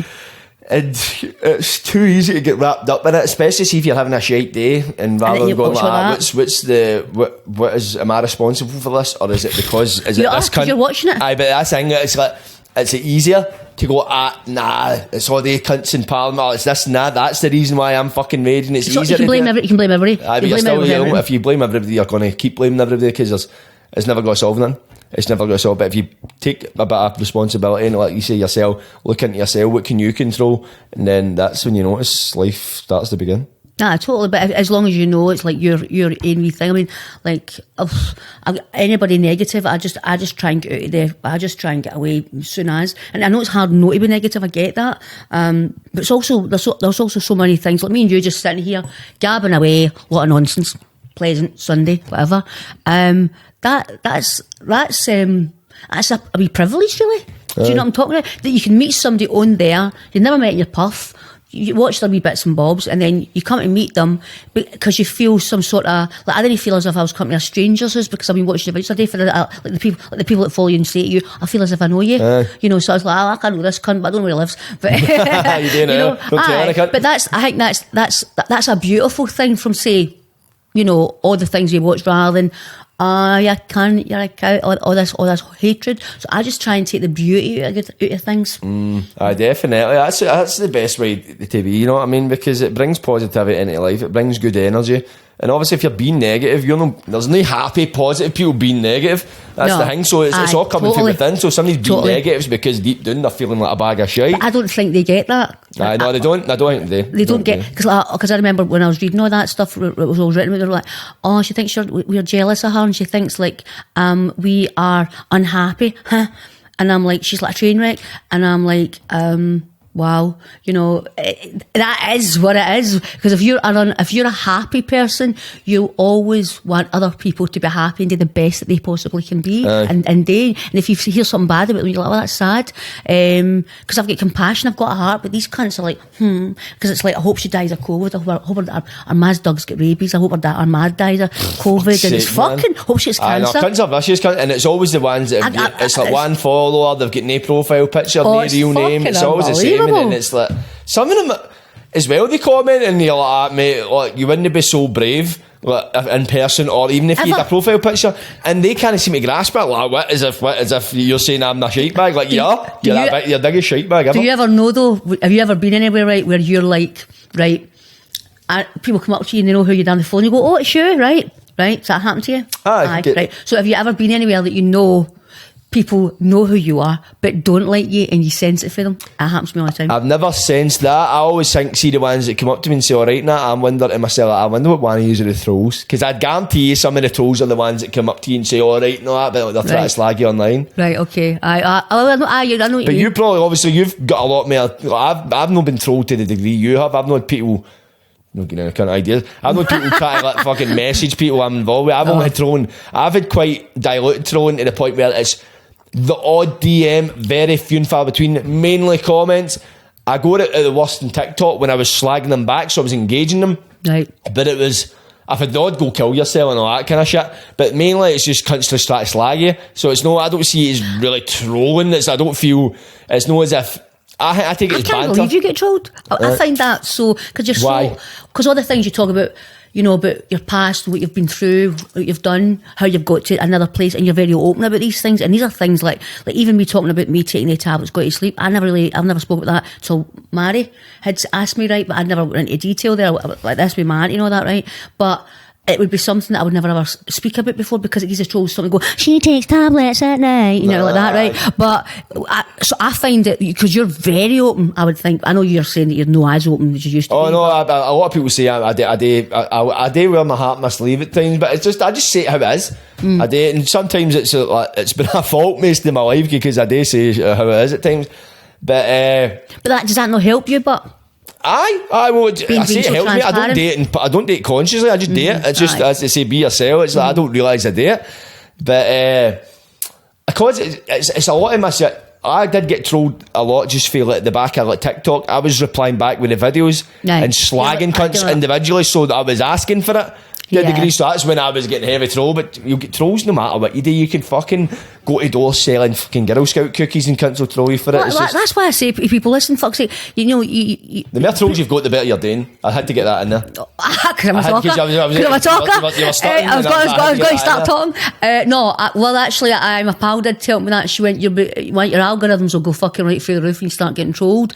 And I was like, really? I went, oh, fuck. But anyway, I always say, you know, why do people write to me and go, oh, I'd love to be content, I'd love to post, but I don't post because I don't want the trolls. And I said, listen, you're not going to like everybody in the world, and the world's not going to always like everybody's going to like you. Don't take it personal. It's just the fucking world. You know, as long as you like you're fucking wanting a winner. That's the main thing. It just comes to that kind of self-worship. Not even self-worship, but that fucking self-acceptance. I've never really used that self-worship. That sounds really good. I liked it. Then I was like, it sounds a bit. It's a bit OTT, isn't it? That's how I went to OTT, but self-acceptance was a lot more humble. I just call myself a narcissist, but I say it in a setting of like cunts that are taking a picture of self of themselves, right?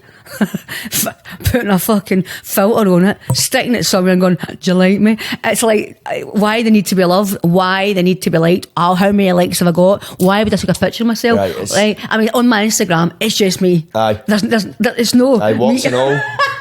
Where the fuck's I forgot I've what? Anyway. You never heard that phrase, what's and all? But anyway, it's like, I forgot what? Anyway, so it's so self-loving, so self-worship, and so selfish. Do you know what I mean? Like, but I can't fucking help it, because I was never allowed for so many years, so it's my liberation to myself, and I'm like, fuck you. If you don't like it, you don't need to watch, you don't need to follow, you don't need to like and fuck. And that's what, but then I sometimes go, what the fuck am I actually sitting guess, what the fuck am I doing? You mad bastard. There's a difference between being in love with yourself or being in love with your individuality. It's a fine line. Of course, aye. And that's saying you're in love with your own individuality. You love the fact that you're you and there's nobody else like you. But I tell women as well, embrace it all, man. Encourage people to date themselves. Imagine if everybody embraced their own individuality, what the world would be like. Imagine what fucking Govan would be like if everyone done it, saying that. In a place like Govan, embracing individuality. Well, I go out of Govan today. That's my worry, you know what I mean? Maybe no. Don't want to go out of Govan. You end up trapped. You ever seen that fucking film? What is it? That fucking island?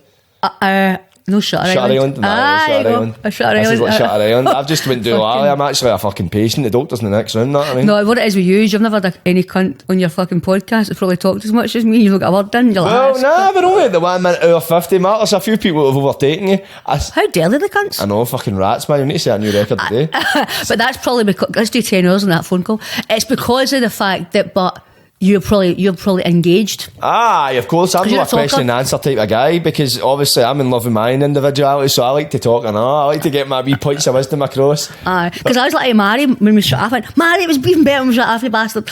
Happens that see them into the cameras go off. That's when you see your most wisest of fucking shit. The best stories come out. It happens all the time. I'll need to get a camera for after the podcast just to catch the best. Well, because I was always like, right, I'm going to stop doing TikToks about talking about dating and drinking, because that's people think I do, and they don't actually get the other side to me, or the layers of me, right? And So I was like that, and then when I put them out, people were like, "Oh, I like when you go for the trolls. I like when you talk about dinner. I like when you're drinking." And I'm like, "All right, I'll go back to it then." So it's like it's very hard to come out of the niche that people are used to. Yeah, you feel as if you kind of need to do. I get that. Seeing people go, "Oh, you slaughter the trolls. That's funny as fuck." And then I start going, fuck it, I should slaughter the trolls, and I start doing it, and I get banned, and I'm like, fucking, this is why you stopped it, you fanny. But did you? But the good thing, you've been able to take that jump, that leap. Aye, that's it. It's like, I feel I'm not just a one-trick pony. I've got a few things I can focus on. Engaging with trolls, I've been slagged all my life. So see me and my pals, we slag each other. That's how we communicate. So it's like fucking. It's almost like game on. If somebody tries to slag you, it's always you need to get one better. And I just thought it was funny, and I built up a lot of my following on TikTok to start with that. But then I started losing accounts and all that, and I was like, this isn't worth it. How many did you lose? I've lost 2. Right, okay. Lost one at 30k and one at 20k. And that was through all your well, your angst. The first one was the final straw. I dressed up as a police and let somebody push me in the pond and held apart. And they done me for bullying and harassment. Don't know how that works. But I'd had a lot of bans before that. So it was like, that was the final straw. I'm always nudity. Nudity? I've got a pole on it. Have I ever been done with nudity? Aye, but I think I've been done with nudity. I've bare ass to the fucking the moon with nudity, you know what I mean? I was wearing a fucking, I got mine lost, my big one lost. And they were like, you're done for nudity. And I was wearing a polo neck and I had my remote control. And I was like, that's my remote control in my mouth. And I was going like that. And I was like, what will I watch tonight or something like that. I fucking done for, I was getting a blowjob with it, and it was a fucking, I was just like, what will I do tonight? And they're like that. And they're like, get her done for nudity. I see, that's the thing, but see the ones you usually get banned and reported for, you're like, they're the ones that haven't happened. Aye, but and it's the ones you're like, well, how the fuck did you know days for that then? And it's like, there's ones you get away with. There's no consistency to it. Consistency. Put it this way. Consistent. Date slow. It's no fucking fuck it. You know what I'm saying? There's no consistency. Consistency is my biggest thing. Consistency, right? Am I saying that right? Consistency. Why did I think I was saying that wrong? Don't know. I think just the way I was elongating. Since I got a teeth done, things are hard. Oh really? Are you struggling to pronounce and more ways than one. Where did you get veneers? Aye, that's what they call them earlier there, I think. Or they call them crowns here, or they call them crowns or veneers here. I don't know. You go there and it changed what it's called, because I was saying to everybody, I got veneers, but it's called crowns here. So is that basically you've kept your teeth, they just put like the face in there? Is that a crown? No, they shaved these back. I'm like fucking a vampire. So I think that's what a crown is there here then. Aye, so I got crowns. So so you basically had it shaved right down? Aye, the whole How was shebang. that? Aye, I mean, I got 5 2-foot and everything. I didn't even feel one bit of pain. I know, the whole thing. So women are coming to me and going, by the way, I couldn't have done that. That was so difficult. I'll get the fear for that. And I go, right, wait a second. Have you got any children? And they go, yes. And I go, so you're telling me you grew a pair of ears and a pair of feet in your belly, but you're telling me that getting your teeth done is difficult for you to comprehend, but you had a person growing inside you? The reason I've not had children is I can't comprehend a brain growing inside me. I don't. A brain inside your stomach? It doesn't even, a pair of eyelashes? No. Thank you. Don't want it. Can you come out with eyelashes? They come out with fingers. I don't want fingers inside my stomach. So anyway, I know it's lovely. It's a lovely thing, right? And I always was like, one day I'm going to be maternal. Because I was a great stepmum with the AA's wains. And I'm great with animals. So anyway, point is I was like, I'm going to eat one day when I grow up, and that didn't happen. So, but that's what's always scared me. The thought of umbilical cords and that doesn't make sense to me. Aye. But constantly lying down and getting injected here where you can't feel a thing, you shut your eyes, all of a sudden you wake up and you get nice teeth. That gives you the fear. But you made a person, you're not. Aye, it does. You break it down I go, you made a person, they're walking about the street, don't you know them, and I've got a new set of teeth, and you're telling me that freaks you the fuck out. Aye, right enough. So that's because I always think I can twist things round if I know that's something that's important to me. No, of course you find a way to don't justify it to yourself, but does it justify it? Because I understand why I done it and why I don't do something else. It's your reason for doing it, know what I mean? This is like you've got a purpose in everything you do, or you should, and it's like going like, right, why am I doing this? This is why I'm doing it. So when you have purpose, it makes the hard stuff bearable. And these women some of them went, actually, you're fucking right. I've just booked a plane to Antalya. I'm getting veneers. I've sold the 2 wains and I'm getting new teeth. Wow, Yaldi. We get commission after the fucking cunts in Turkey for it. Fucking better. I mean, but I had a lot of people did go, but that was that because they were asking, and I think that's how I saw it. That's how I see it. I have to see things in that kind of a bubble and squeak way. Aye. No, that's the best way to see it, is obviously see it in your own eyes, and then, as I say, it goes back to that purpose. It's like, because see, in terms of you're like, why the fuck am I doing this? It makes the hard times harder if you don't have that reason why you're doing it, and it's good to be able to go, right, this is why I'm doing it. And then do you ever make a post up and go, I've just made a post up and said something on it that I presume other people who don't know me are going to think that this is important, what I'm saying, the self-importance of me. And I think, who the fuck do I think I am? I always have a wee second guess with myself. Okay, yeah, I don't really know. I think see if I have a second... What does it all mean though? It doesn't mean... It doesn't mean... You're talking about life and all that with these other cunts that are all fucking intelligent. I don't think too much about it, because if the more I think about it, the more I think about it, and the more I'll try and perfect it, and then the more I try and perfect it, the more I'll fuck it up. But no, well, I'll do it like this, right? So right... Say I'm lying next to a guy, right? And he's nice looking, and he's nice, right? I'll think to myself, inside his body there's a skeleton. So I'm lying next to a heart pumping and there's a skeleton next. That's how I think. Right. I tear things apart. Yeah, you're quite anal. You do think of the intricate things. Do you know what I mean? It's a bizarre thing that we all are. I was actually thinking the same thing about you, the heart thing, but the brain. I was like, I wonder her brain must be going about 100 mile an hour, because how fast you talking about stuff. So that's what. Hence me trying to get a kip at night. Right enough, man. So do you struggle with sleeping? Oh man, it's terrible. I'm OCD at bedtime, right? So I've got to have a flat pillow. Right. Flat. I've had it for years. Flat pillow in your flat. Right, flat pillow in my flat. And then I've got to have one to cuddle and one for my thighs, because I don't like my thighs touching my thighs, so there's one in between my thighs, right? And I'm cuddling one, and I'm lying here. Now, if I cuddle on that side, I've got the other one for my thighs, and I want to cuddle. So there's 4 pillows here, there's a pillow there, right? So a cotton sarcophagus. Right, so basically, if I'm sleeping and one of them falls out the bed, I can tell, because I'm a light sleeper and I wear plastic silicone earplugs, but I still can sense something's fell out the bed. There's my pillow, so when I go to let it cuddle, there's nothing. So I wake up and get the pillow, and then I go, fuck me, I'm awake, and all of a sudden I get game over. Then, if I fall asleep easy, I get so excited that I fell asleep, I wake myself up to remind myself that I fell asleep and congratulate myself. Yeah. It's a bad sleep. See if I fucking go to sleep too early that day, I'll wake up, I'll go to sleep at like 8, 9, like, I'm falling asleep, I'm knackered, and I'll wake up at like 12. Fucking 12, 1 in the morning, like, fuck. Be up till like 9, get up till like 7, 8, 9, then wake up at 2 in the afternoon, like, fuck you, man. I've been doing that this week. I've been doing that all this week, because I was drinking 2 weeks ago with my pal for like 7 days, come up for London, and then he was like, I need to sleep, and I was like, why am I not sleeping? And it was almost like that. It was like, I was like, oh man, I'm going to fall asleep, and the alarm's going to go, and I'm going to be, and then you wake up and go, I feel like I've just all mad stuff. I'm like that inside. You just feel pure. But I was like that for years. I'm rigid. The pure awake, no, that cleaning and all that. It's the weirdest thing ever. You need sleep, but you can't. It comes to you. Sleep chooses you. You don't choose sleep. Don't say that. I'm not sleep at night. Fuck. Can't have that. But I'll manifest it. Have a hot chocolate or something. I'll knock you. Fucking hot chocolate. Hot chocolate fucking puts you right to sleep.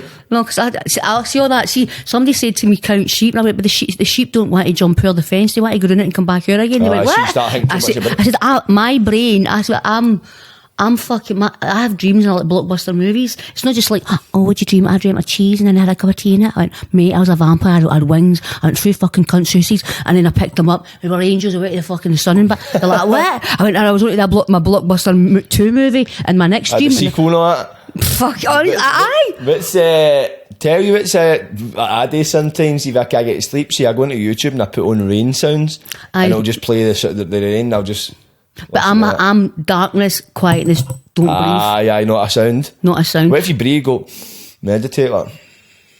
I see when I was I come off all the tablets, and then the tablets, right? I went from 200 milligrams to 150 to 100, and then they were giving me 50, and then something happened, I went back up, and then I went, right, that's it, fuck it, I'm not taking any. And I remember when I was starting to feel like I wanted one at times, and I was going. Because in NLP, that linguistic training, right, it tells you to come out of yourself. And the bigger that you come out of yourself, the more choices you have of thinking of different things. But see, when you home in on one thing, that's when you start to overthink, and you're thinking about that thing, and it goes into another thing, and all of a sudden you've made a scenario and you can't sleep. So I have tried to use my own training to get to sleep, so that I'm lying there going, right, so don't worry about tomorrow, don't think about that, say a podcast or that appointment, or because you'll start to think, well, what will I wear, what will I say, well, is he going to be there, is that time, and it becomes a conversation. Aye, do you know what I mean? Mental chatter just becomes that fucking it's almost like going out of the world, you can't see a country, you just see all the countries, all the greenery and all that. When you home in and something, you home in, and that's when your brain's like, yeah, that's right. You start thinking about everything in that country as such, the kind of fucking shit, all that. So I have to commit to myself. Sometimes I'm able to do it, and sometimes I can't do it, and I'm like, oh, I'm fucked. And I'm like, don't tell yourself that. And then you're talking to yourself in 3 different languages, and fucking 16 people lying in your bed, and it's only you. Aye, and that's the thing is, it's like, see at night as well, that's when you have your fucking, the maddest of thoughts, see, is like, you're going to change your life, the more my life is changing and all that shit, and if you're right a checklist and that. But I like the late night, see, I'm up at that time of night because you get real moments of clarity and fucking creativity. I get of my best ideas with that, know what I mean? And it's like, but I do like my fucking sleep because... Do you think we're just secret geniuses? I think so, maybe. Maybe. Because why is the brain like that so much? Well, maybe it's... Because I do need stimulation in the sense of a person. I don't have friends for fuck all. I don't have friends that I like blue, I like pink, I especially like Sundays. I'm like, you're boring, get out. I like passion, I like passion into somebody's brain and talk to them, and I'm inquisitive, do you know what I mean? You ever seen that thing, it's like when you're ever talking to somebody and you're getting into the laters, it's like you're just sitting talking about cheese and toast for lunch and all that, then the minute it goes like 1 minute past midnight, you're like, I fucking killed somebody once. it's out. You ever get into a pure deep conversation the minute the clock strikes midnight? It's something weird does happen. It does, it defo is, man. It's the best conversations in the middle of the night. It's never at 2 in the afternoon when coffee. It's when the world's asleep. Aye. You become a liar or something, I don't know. But that's because I'm a nocturnal person. I think as well, it's like, because see at night, like in your bed, like, unless you're sitting in your phone, see when you're actually lying in your bed, I think that's the only time of the day where you've actually got, well, I stay in Govan, so I don't always get it, but like silence, you've actually got like, right now you're distracted, you're watching the telly, you're distracted with things going on about you in the world, but once you're in that room, it's just the dead of night. Thinking time. It is, and it's just it's thinking time maybe. I think that might play a part, but the time has got something to do with it. Well, I'm a procrastinator, so that's my biggest problem. Right. So I'll lie in bed and go, you bastard, you didn't do this, and so I have a fight with myself. So as long as I know that if I do one thing that day that I should have done, I want to do, and I know that I'm going to have a mad thought process at night to do it. So if I do one thing that day, I'll go to my bed and be happy and at ease, so I don't need to go, right, you fucked up, a day has passed and you didn't do that one thing that you should have done 6 weeks ago. So as long as I've done that, do one thing, it makes me feel good. And listen, you want to lie in your bed, you want to feel good. You want to lie in your bed and go, oh fuck, here we go again. I feel like a bag of shit. You want to earn it, want to earn your rest, man. That's how I get up in the morning, I try and write wee affirmations, what I'm grateful for and my goals for the day. Do you? Where did that come from? When did that start? I can't mind who or like what I watched. I think I just watched a fucking YouTube video or something that says, or it was somebody on a podcast that was doing it. He says he writes down what he's grateful for 3. It was, I'll tell you who it was. Do you know what the UFC is? Mm-hmm. So MMA, it's like a big American promotion, and they do MMA. There's a guy called Justin Gaethje, and I'm full of shit. He's no Justin Gaethje. It's Sean O'Malley. And basically his coach, I fucking forgot the cunt's name, I was watching a vlog he was doing, they were preparing for a fight and he was showing his early morning rituals, and that was one of his rituals. He says he wrote down everything he'd done the day before, and he wrote 3 things he was grateful for that day and his goals for the day. I used to do all of that, then I was like, what's the point, why did I write down everything I'd done the day before? That's a pain in the arse trying to remember that. So I just patched that, and it took me too long, because I wanted to do it in the morning and get it done. And see him like, what the fuck did I done that, and like, fuck this.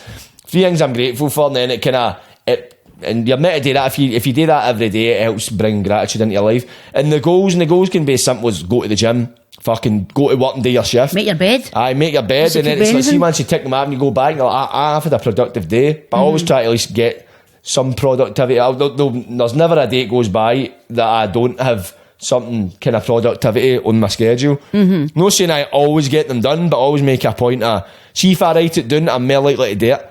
See if I just say in my head, right, I need to do this today, I'm more likely to forget. See if I've got it written down, that's as if it's right, you need to do this. It's like set in stone, similarly. Where do you, is it a pad? Do you take the pad with you? How do you? I sometimes, my pad's in there, but what I've been doing I've been typing it into my notes in my phone lately, because times I've been getting up, I was getting up for work at 5 a.m, so I get up, I stretch, I get a cold shower, then I meditate. A lot of the time I've been that much, I rush out the door, I'd forget to fucking do it. How long do you meditate? Alright, okay. I just do 10 minutes in the morning. I get bored if I do it any longer. I usually do like 20 minutes at a time, man, but see, 10 minutes in the morning is just 10-minute boom. Then I get cold baths. I meditate in the cold bath, and also I do it various times through the day. Aye, man. A guru here. Big meditator, man. I had a bath in me. I had a wine in mine, but no. I pray. I mean, I pray. I do. Same. I pray at night. No, I pray day and night. I just say, I even just fucking say thanks for the bed that I'm lying in, because I've got one. Are you religious at all? No, not at all, but I'm spiritual in the sense that I wasn't brought up with any, I wasn't brought up, as I say before when we started talking, I wasn't brought up with any kind of a thing, but my pal's into books and all that, and they got me a Bible no long ago, because when I went to Turkey, I was going to take the Bible here. Apparently the Bible's got all the answers, and I need answers, and I'm going to read it, yes. But then I'm fucking got my case and all that, and it was a wee cheap flight, and I was like that with the case, and I put the Bible in, the fucking case was dead heavy, so the Bible had to go, so I didn't take the Bible, fuck's sake. But it's still lying there. Wait to that Holy Spirit, man. But no, I'm spiritual, but I'm not spiritual. But I've had things that have happened to me, I know that I know are, something's out there, you know, but obviously, you know, this is not the podcast, right? But I when I was younger, I was really open to fucking a lot of things, and I think if you're open to things, they will come to you. So now I don't think it, because my brain's like fucking like that electric. I shut these things off now, because I don't want anything to come to me, because I think if you're an open person, you know, you're open to everything. Aye. You know, but if you're closed, a wee ghost could be sitting next to you, because you're a closed cunt, you can't even see it. Do you know what I mean? But an open cunt's like, I can see 10 ghosts. Do you know what I mean? So it's like that. And I have to close myself off to my imagination, what I believe, and possibly the fucking truth, you know, because I do believe in all that. I'm the same. See, when I talk about it first when I took DMT, that's when I first said that an encounter with spirituality, an experience that I would go as far to say was spiritual. I'm not religious, but I believe in a God, and I'm using God just because that's the word I've always used. I'm not saying Christianity, same, no fucking, I'm not, it's no Islam, I'm nothing like that. I just believe in a divine creator. Aye. But if somebody wants to fucking portray it or illustrate it as a guy in the clouds with a big beard, I don't really see it like that. I just see it as a spiritual thing, a thing you feel. I don't go to church, but I just believe treat people with respect, treat humanity with respect, animals with respect. There's ways to live life. I don't feel I need to go to a fucking church and sing hallelujah. It means in order to do that. In order to do it, know what I mean? You do it daily. You're doing it daily. It into my daily life. I try and do it daily, know what I mean? I do have my moments, don't get me wrong. But the thing is, with the praying at night, I started doing it when I was in the jail, that last sentence there, and I was praying that I got out. Or I did, because I was like, because my life had changed, and I was like, fucking hell, man, I'm fucking looking at getting a bit of a sentence here, and I'm like, I'm not that cunt that's, fuck it, I'm in the jail. I was kind of like, fuck, I had all this going on for us.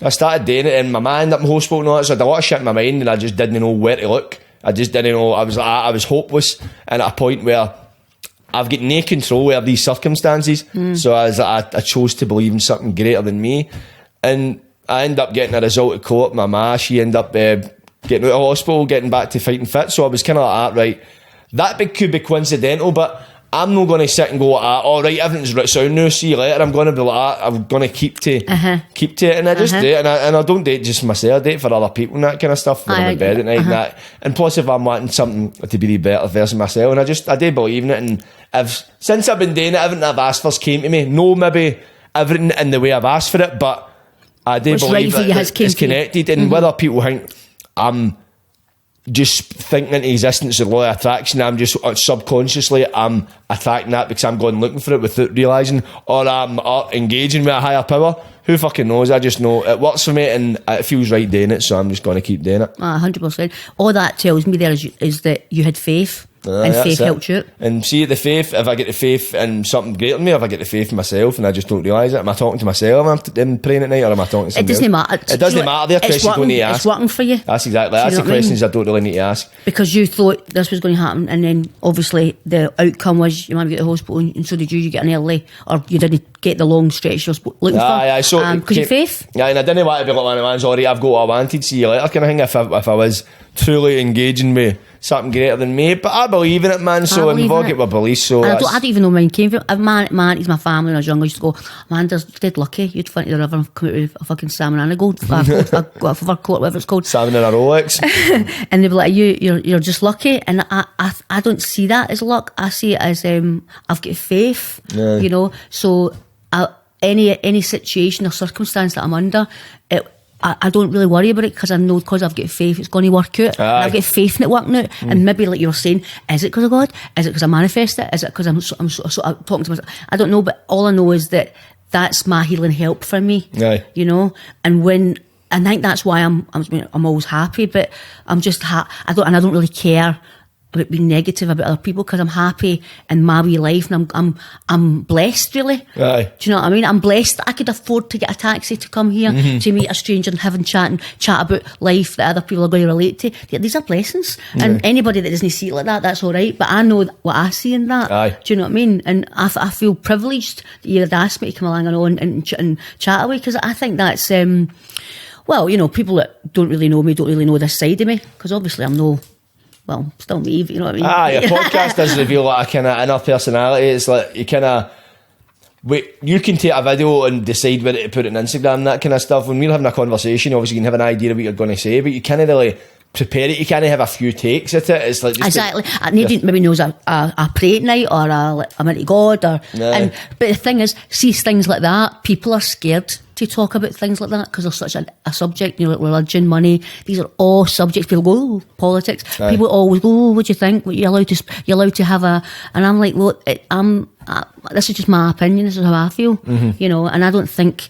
Because I remember when I did just go to that AA, they're like, God's it's a powerful word, but if you want to use the word God, you don't need to use it because I know it freaks people out. And I'm like, why? It's just a word. It's like fucking... It's like the word love. Nobody else wants to use that word either. I mean, because it's so cemented. And what does it mean? I know. You know? It's because I think a lot of people, if you use God or Christianity, you're going to communion, you're going to fucking service every Sunday. It's just what it means to you. Exactly. So people feel to grasp that. And plus as well, see when people think, let's see, that people that are religious have lost the plot.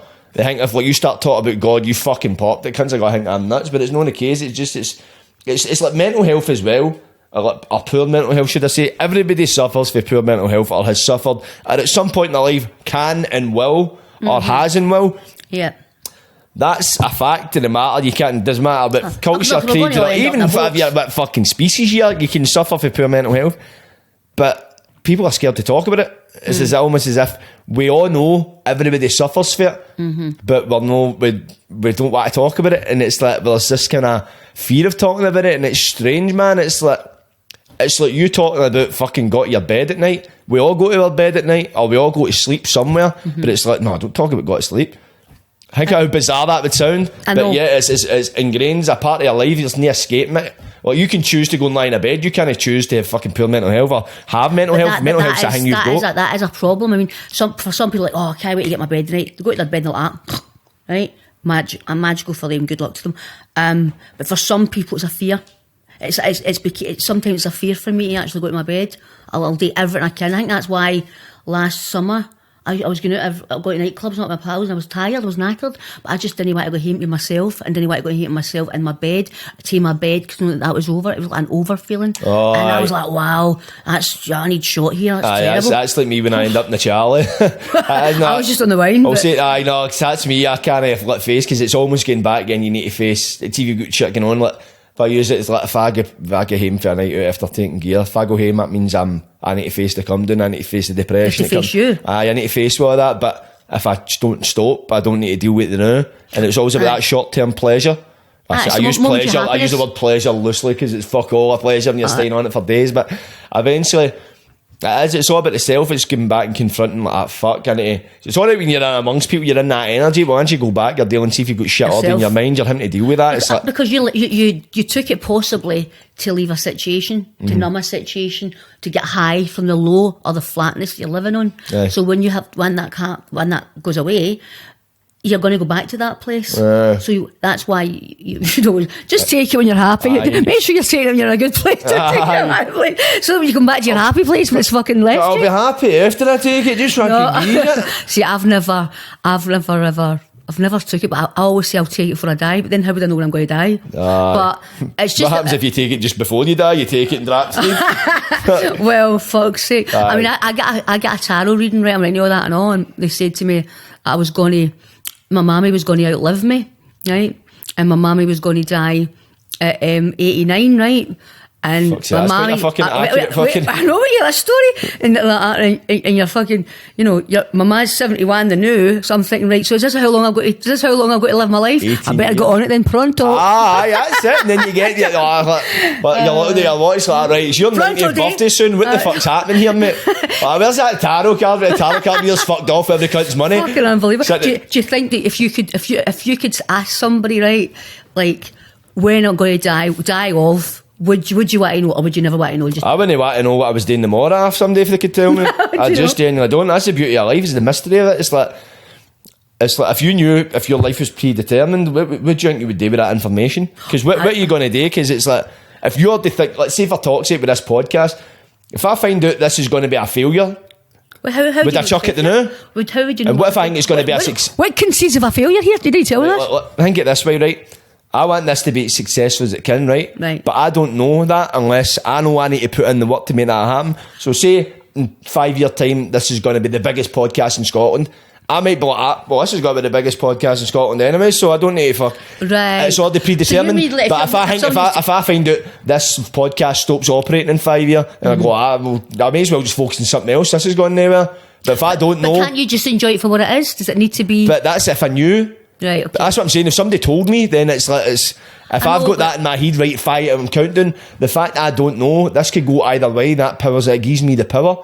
If I knew, then I'm relinquishing that control, because it's like it's predetermined. That's the way I see it. I just like the mystery of it. That's good. And it's like, if you're expecting something, it's like you walked. If I was expecting you to come in with the cakes, I'd be like, oh, cheers. You walked in with a big bag of cakes, I was like, fucking cheers, because I didn't expect it. Right. And that's the beauty of life. It's the mystery of life. It's like, I mean, I do get that. The beauty of life is mystery. I totally get that. And it's like one of the ones as well. It's like, I don't know. What if you found out you were like meet your fucking dream guy in 10 years? What would you do with that information? I enjoy the next 10 years till then. Would you enjoy the next year's 10 year single, or would you be counting down the 10 year to meet the cunt? No, this is what I know what you mean. Do you build it up in your head as how am I going to meet him then? Like, put it this way, right? I see, it's just there's two ways of seeing it, right? Say I go on a date, right, and I know the guy, he's no for me, but there's nothing else happening that night. Well, I go out and enjoy my life anyway, because he's fanciable. A couple of drinks, enjoy your life, because you've only got one life, and I'm not doing it that night anyway, right? But then I won't know if he's not for me until I meet him. But then, how do I know he's not for me? Who told me that? Me? Well, I've not been successful now, so there's a fucking battle in every way you can look at it. It opens up so many more questions, when in actual fact it's better just not to know, because once you don't know, you can make it happen. If somebody's made it, because what happens if I look at, I know, because everyone I'm talking about, I can manifest this. I can be like, right, ma'am, you're 89, and tomorrow you're fucking 90, so I'm just going to drink myself to death tonight and talk myself anyway, because or something might manifestly happen that I believed it was going to happen anyway. I know what you're saying, but I would like to know. What happens, right? Say so toxic. You went to a fortune teller and they tell you in 5 years you're going to be a millionaire. So when you become a millionaire, how does that feeling compare to if you weren't expecting it? If you put in, say I was to win £1 million in the lottery in a year, I'd be like, I'll have $1 million. I'd be expecting it to come. So once I got it, yeah, I got it. But imagine I fucking put on a lottery ticket, skint, fucking down and out, I think there's no hope in life, came in millionaire. I'd be fucking ecstatic. The difference, if you expect something to come, it's not the same as having to. A lot of these are shite examples. See, if you have to work for it, if you put in the hard work, that unknown. Because that's the thing about doing these things. It's one thing doing something knowing that's going to be. Like, say if you've been given like your fucking more dad's business, and you know you're getting that, so you know you've got to sell it for you. Imagine building that from the ground up and seeing it become a success. You can't get given that. Nobody can give you that. That other person that gets given it, they're disrespectful towards it. It'll probably never last. It'll never succeed. They've probably no character, because they've not had to work and learn. Now, like, we've gone through life, it gives you this character, right? When you go different places, because it's been given to them, so it's easy. And because it's been given to them, they've got no fucking passion for it. The best things and that you can ever do is when you. Like, I know what you mean. Like, I remember my ex when he was like, I'm dropping you back. I'm dropping you back at your wee midden now, Denison. And I was like, right. And I didn't even have a bed. And he'd like a big house with all these fancy beds. And I remember picking all the beds with his money. And I was like, I can't wait, I'm going to get a nice bed. right? So see when I got my bed, right, I do everything in my bed. I love my bed. My bed's my island, and I thank God for my bed. And that sounds silly, and I've said it earlier about my bed. Of course. Because I bought my bed, and I worked hard to get my bed. And I always remember, like, you know, it's one of the things, you worked hard for it, rather than somebody can't go in, I've got an old bed, do you want it? And I was like, I've got this lovely bed. But I know how hard I worked to get that bed, so I do get it. You take it for granted otherwise. Plus as well, I don't believe that, the part of me believes in destiny, right? But I believe, let's say, right now, see if I'm wanting a relationship, I don't think, see if I was to get given like, my dream girlfriend now, I'd probably lose her. Because I'm not ready to get her, because I've not made that change. You've not got her. But unless I do what I need to do, your dream life is waiting for you, but you need to make the change in yourself in order to deserve that. In order totally. It's not your path, your own. It's not predetermined in the sense where if I don't do fuck all, it's not going to get handed. I need to put in it, and that's what. And it's like you see, I see a lot of people that have become self-made millionaires for fuck all. They've no. Like, see if I get given £1 million tomorrow, I would spend that at some point. See if I earned £1 million. I'd keep it because I've earned it. I've known what it's felt like to have to put in the grind for that. And that's the beauty of life, is the experience, it's the reward, it's like all these things. And I believe that if you got everything that you wanted in life when you wanted it, your life would be finished in a day. Because what else are you going to get if you get it all when you want, but see having to go and earn it to become that person that deserves it? There is a mystery, but I would still like to kind of, I know I've got to of course, some people like to skip a few chapters and goosebumps to see what happens at the end. I used to do it, I know, but I just tell myself that is just because right now but I know what you mean though. It's the process, the process is the thing. The journey it's not all about the destination, it's about the journey. Totally. And if you know if the destination's already pre-arranged, then you know you're gone. I don't know, because right now I don't know where I'm going to go next. I'm doing a podcast, I'm acting, I'm doing comedy stuff, I'm doing music, which I know for a fact that's not all I'm going to be doing. At some point in my life, I'm going to pick up a new hobby. I'm going to pick up something. What that is, I don't know. Because I might become a fucking full-scale kayaker in 10 years. Like, I would never get in a fucking kayak in my life. Why would I do that? But what I'm talking about, I don't know. That's just the way I see it. I like to. But imagine all the things that you're good at, right? And that you do, that people are interested in watching and listening. And you're good at all that as well because you like doing it. Because you can only be good at something you enjoy, right? And you enjoy all that. But you've like been in the jail. You know what I mean? You've had all these other things. So there's like, because people used to always say, there's a book in you. That's something that you should be doing and all. But I mean, because obviously when you're... Aye, but because you're like a puppy right now. Aye. In the sense of everything you're learning. Because you're saying, I might learn something new. I'm going to learn the violin. The banjo, right? It's whatever it is, right? So you're still at the opening gates and you went through a few staircases, but there's many to go. Of course, of course. That's the beauty. The best days of your life are yet to happen. And like, say something fucks up the day with this, or something fucks up. It's only through the fuck ups that you learn, and that's why I'm grateful. Like people go, in that last relationship or these relationships, I went, no, it's got me to the person I'm now. You know what I mean? And I had to go through that bastard situation. It's like I had to go through, like I had to go through all that. I have to understand what it's like not to sleep, to understand what it's like to fall asleep by being tired, because I worked all day dead hard and just naturally. So I know how that feeling, and we sometimes we can actually get that like a natural high. We can get to that. I can do that for myself. I don't know if you can. You just get a wee buzz about yourself because you know things are working and you're doing the right thing. Sometimes you kind of need to. That's it, the kind of gratitude aspect. Sometimes you need to stop and have a look at how far you've come. And you forget. Sometimes I go back and I go, wait a minute, what the fuck? Because times right. I'm going, I feel like I'm getting nowhere, and I go, wait a minute. Aye, look what you are. 2 years ago, you were in a fucking crack then, fucking 3 days into a fucking bender. That was the thing. I used to pure wear with pride.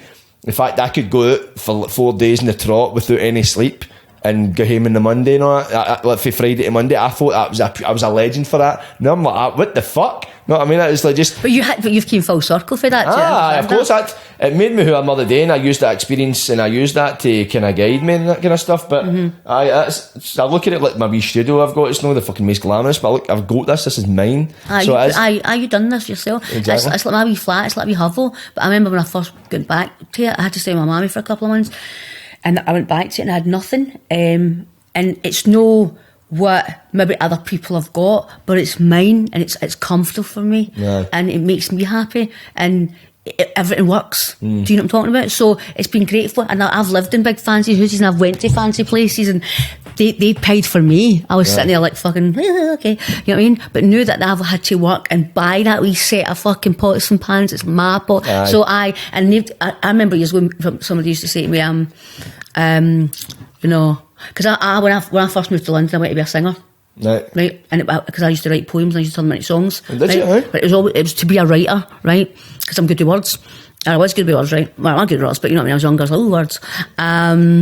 So when I went there to do that, it was really to be a writer, but you sang a few things, then you started writing other people's tunes. Write songs. Because when people play music, I can hear things, harmonies and all that, and verses, and I can put words together that rhyme, that match.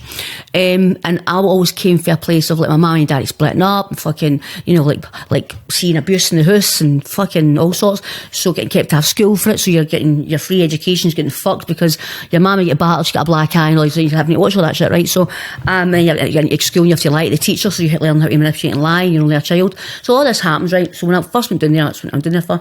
And the point is that it gets to a point where, because I wanted to do all that and I went down there, it kind of all these things that build up me, but I used to say to myself, if this musical thing doesn't work out for me, I went to drama school, I know when I was doing there, I went, if it doesn't work out for me, I want to go with a guy that's got lots of money so I can look pretty and just sit there in the kitchen like that in a big fancy kitchen. So I must have manifested that, because that's what actually happened to me, right? But I remember thinking, I don't want to have to work, I just want you to work and buy me nice things, and that's life, that's good, and I'll just go like ladies like with lunch, right?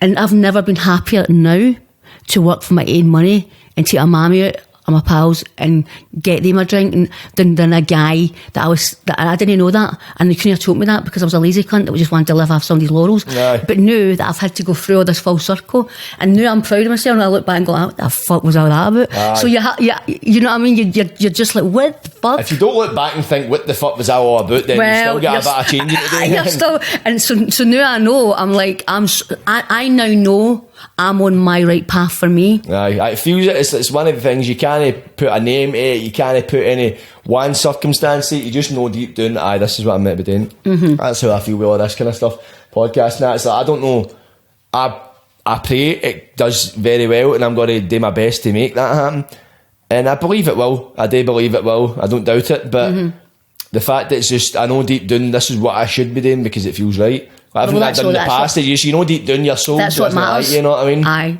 but maybe me questioning some things, maybe I'm on the right path there, and that's all right, because I think you do get that feeling. You get the feeling this is right and this isn't right. It's almost when you're around somebody, you get that instinct. You go, this cunt doesn't really like me, or you're like, oh fuck, this isn't working well, or they're lying. You see, you shut everything off, you can feel it.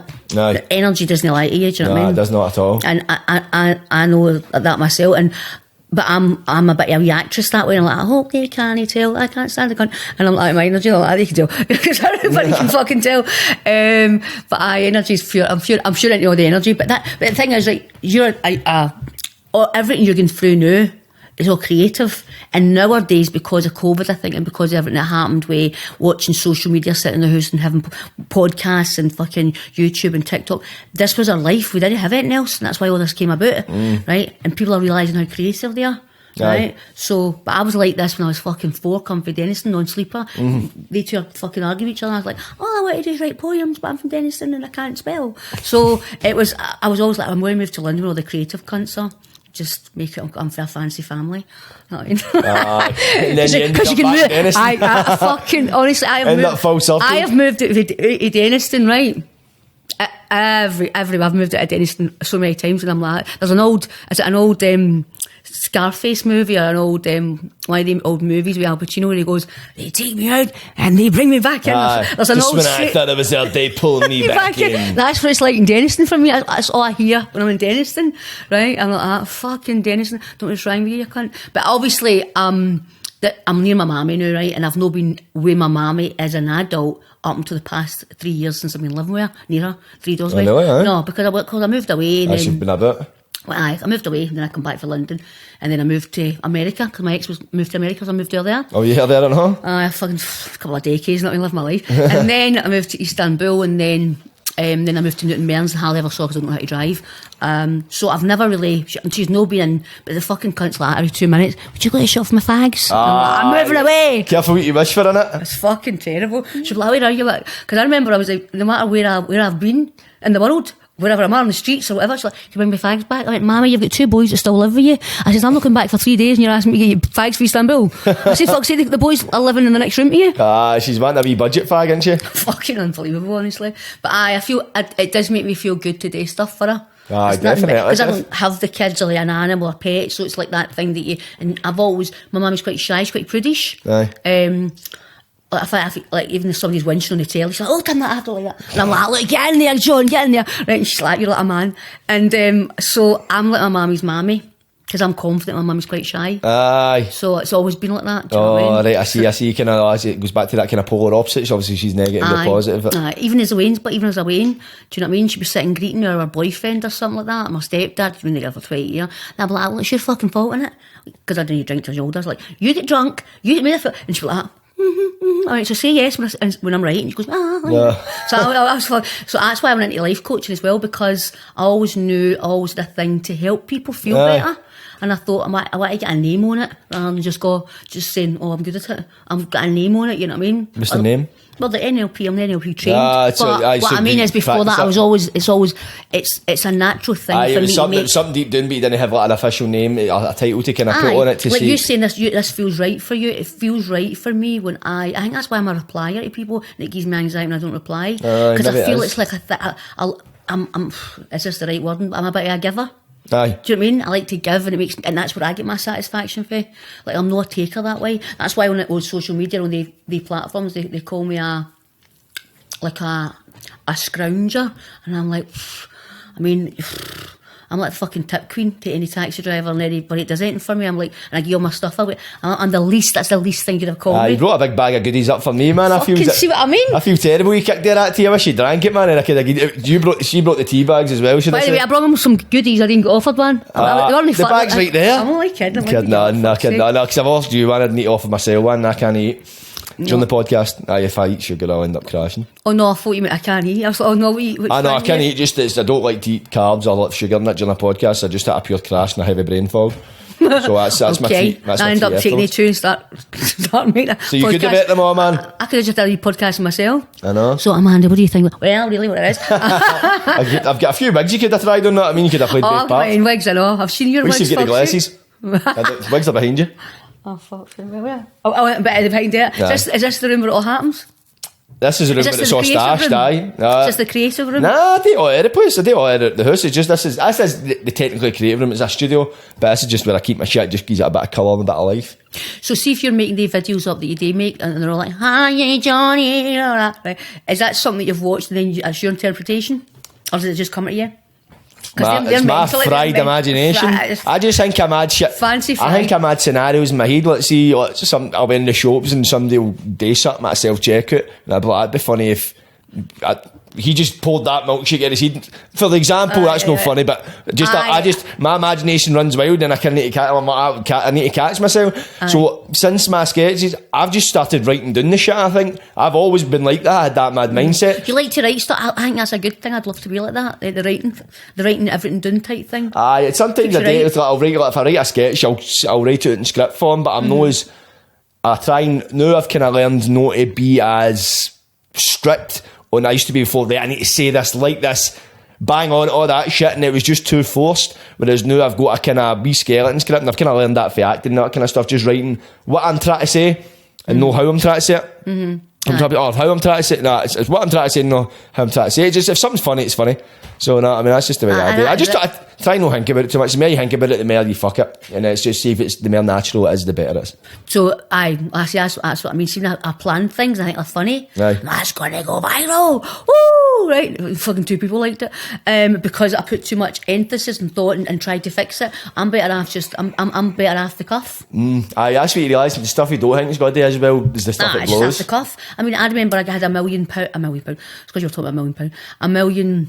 A million likes on my first TikTok that I lost. Aye. And I think it was like 2 million views or something. Aye. and it was just, and I didn't even have that to my followers, but it was just me licking a wine glass. Oh, really? It's madness. It sounds. And I was like, what the fuck? It was to that song, Crazy, You Think I'm Crazy? And COVID had just came, and we're all starting in the kitchen. I'm in my kitchen, I just done like a wine glass, and I liked it, and that was it. And the amount of hate, love, madness, followers I got for that, but I like my wine glass. So I was like, I'm going to him fucking like a teacup tonight. So it's going to happen. Like the toilet pan. Imagine you like the toilet pan and get 5 likes. Well, this is going to go viral. Like 5 likes. Oh, fuck off. I mean, see my first TikTok. I used to go on a night out and I'd take them to the toilet with me and I'd sit there with peeing and I'd be like, right, so anyway, drinking this guy. I do it all the time. I do it shiting. No, don't tell me that. I thought cunts knew. I'm not exactly sitting down doing a piss, am I? Oh my God. But anyway, because I was on the phone once to a guy and he was like that to me, I can tell what you're doing, I can hear it, I'm dead, I just know. And I went, what? And I was dead in my head. I was like, oh no, because that's stuff like that. That's what I don't get embarrassed, but do you know what I mean? It's like, come on, give us a break. I can just talk to you on my couch like a normal cunt. Aye, I know exactly what you're talking about. The cunt's like that. No, you're in your bathroom. There's a tannoid sound, and you walked into. Oh, for fuck's sake! I mean, the cunt's get the fucking FBI listening to the phone call, man. What the fuck? For fuck's sake! A red flag, mate. Red flag. Fucking purple flag. But no. Anyway. But so I think I'm going to bring this near the end. That's 2.5 hours. But I was going to ask you. That was a great podcast, really insightful, really funny. This is what I want for a podcast. I don't like it too official. Talk about God and all that spirituality. That's the questions. We didn't even read fucking questions. No, I'm just that good an interviewer. You don't realise I was questioning you. I thought I was a good talker, but anyway. But no, you definitely were. But usually I like to ask. So, what's your plans going ahead, man? Obviously, you like being on social media. Do you ever think of like getting into TV or anything like that kind of stuff, or trying to move on to that kind of aspect? Well, people have always said to me, "Oh, you should be on TV. I'd rather watch you than the stuff that's on there." But I don't really know. See me, I'm a frontline person, so I would really need somebody to sort that out for me because I can't even get my fucking lipsticks. Right, so somebody would need to come at you with the opportunity possibly. And the guy that's the ghostwriter is on my case, and I've told him, please be a cunt to me and be on my case, because if you leave it to me, it will never get done. Aye. And he's like, right. I said, so like, even me, normally what I should have done is came in the train and had my dictaphone and put stories in, rather than going, oh fuck, I was at a quick taxi and I'll do that later. It should always be with me. It should always be so that I can get this done before Christmas, because that's the time frame that I'm putting it in. Mm-hmm. But it does take a minute to because really me going for 60 seconds and then actually going, right, do I put names in? What actually am I going to talk about with this situation? Because it is a thing that I feel I have to put out there. Aye. You know what I mean? Mm-hmm. So, but where do I go with it? Do I put it all out there, or do I just? So but he's the guy that's the ghostwriter is really, really insightful, really good. His girlfriend's wrote a bestseller. She just lives off the laurels. So he's very much around that type of thing. So whatever I write, he's going to take. But these are the two things that I'm no procrastinating, that are there, right? That I need there. And the acting, I would love to, because there's a frustrated actress inside of me. That's why I do all these mad like voices. I mean, the other night I started putting on a fucking all these daft voices. I think the guy was like, what the fuck? I can't help myself. I hate boring cunts, know what I mean? And I'm like, you either like it or you don't. If you don't like it, you're lumped anyway. So they'll pumped. So anyway, I had to put that in there. Sorry, it's dead bad. I can't believe you talk like that. But anyway, so I would be into something like that. But see, when I was in Istanbul and they asked me to talk and walk with the teeth. Aye. I think I'd done about 100 takes, and I went, well, I'm not used to this. I'm used to just pressing record and going, woohoo, right? But they're like, walk in and then shake Gamzee's hand and then turn to the camera and go, talk about your teeth and how happy you are. And I was like, right. Nick, can you do it again? Okay. And this time, have your bag. And I'm like, this is fucking hard work. That's what it's fucking work. Like, man. It's not that easy. Nah, you think when you watch it, see when you actually do that, and the amount of fucking times you need to do the same thing there and there again to a point you're like, mate, if you fucking go at it, let's see that. And then you're knackered and you've lost the plot because it's gone now, that the magic moment's gone. Because you walk in, you get all ready. It's like, fucking imagine what a fucking boxer feels going into a fight. You'll just come ready up and then it's like, just, alright, you need to do that again. So imagine a boxer having to do the ring walk 10 times before he fights his opponent. by the time you're like, come on to fuck, man, it's like you get frustrated. That feeling. So I was like, the acting thing, I was like, this is quite difficult. And all you've asked me to do is walk and shake some cunt's horn, and I'm fucking a bit confused. Right. Like, so I would be into that, but I'd like to do the book and the thing. I have got a podcast thing coming up, maybe. Well, it is going to happen, but my thing that I was going to do with my pal is, years ago somebody asked me to open their bar up, and it would be a Q&A with me, where people would pay let's say a tenner to come in, they get a drink and all that. Well, that would be part of your tenner, but anyway, and they could ask me questions, because I can turn somebody's story, if they ask me questions, into a story about them. All of a sudden we're all laughing, and then we're telling our truth, we're helping each other. Aye. We're laughing about it, we're maybe greeting about it, I don't know, but it's not like, well, my favourite colour is, it's a two-way back and forth. Yeah. So I would like to do that with Ashley, because I've done the radio with Ashley. I was a dating guru on the radio. Oh, yeah? Aye. What radio? It was just some independent one that they put on Facebook. Right. But it was good. It was brilliant. It was every Monday, and they used to DM me all week about questions they wanted answered, and I would answer them. But I would answer them my funny way. Then they would talk, and it was brilliant. So what we want to do is maybe do a Q&A where we bring people to a venue. They pay money to come and see a Q&A, but it's also like, say we're like, oh, Amanda, I found my ex, I found my boyfriend looking at his ex-girlfriend's profile, and I don't know what to do because he loves me, I love him, we've got a child, what would you do? I always think what Dugheed would do, because that's what my DMs are like. And then it'd be like, well, you know, if you're asking me, you're already fucked, because you're asking a fucking stranger. You know what I mean? You're fucked, just fucking get the money off him for the way and move on, because, you know, it's always going to sit there, and they go, oh, I thought that way. Well, if you thought that way, because we all know our own answers. So it's a like me and you, but I'm really good with a lot of people.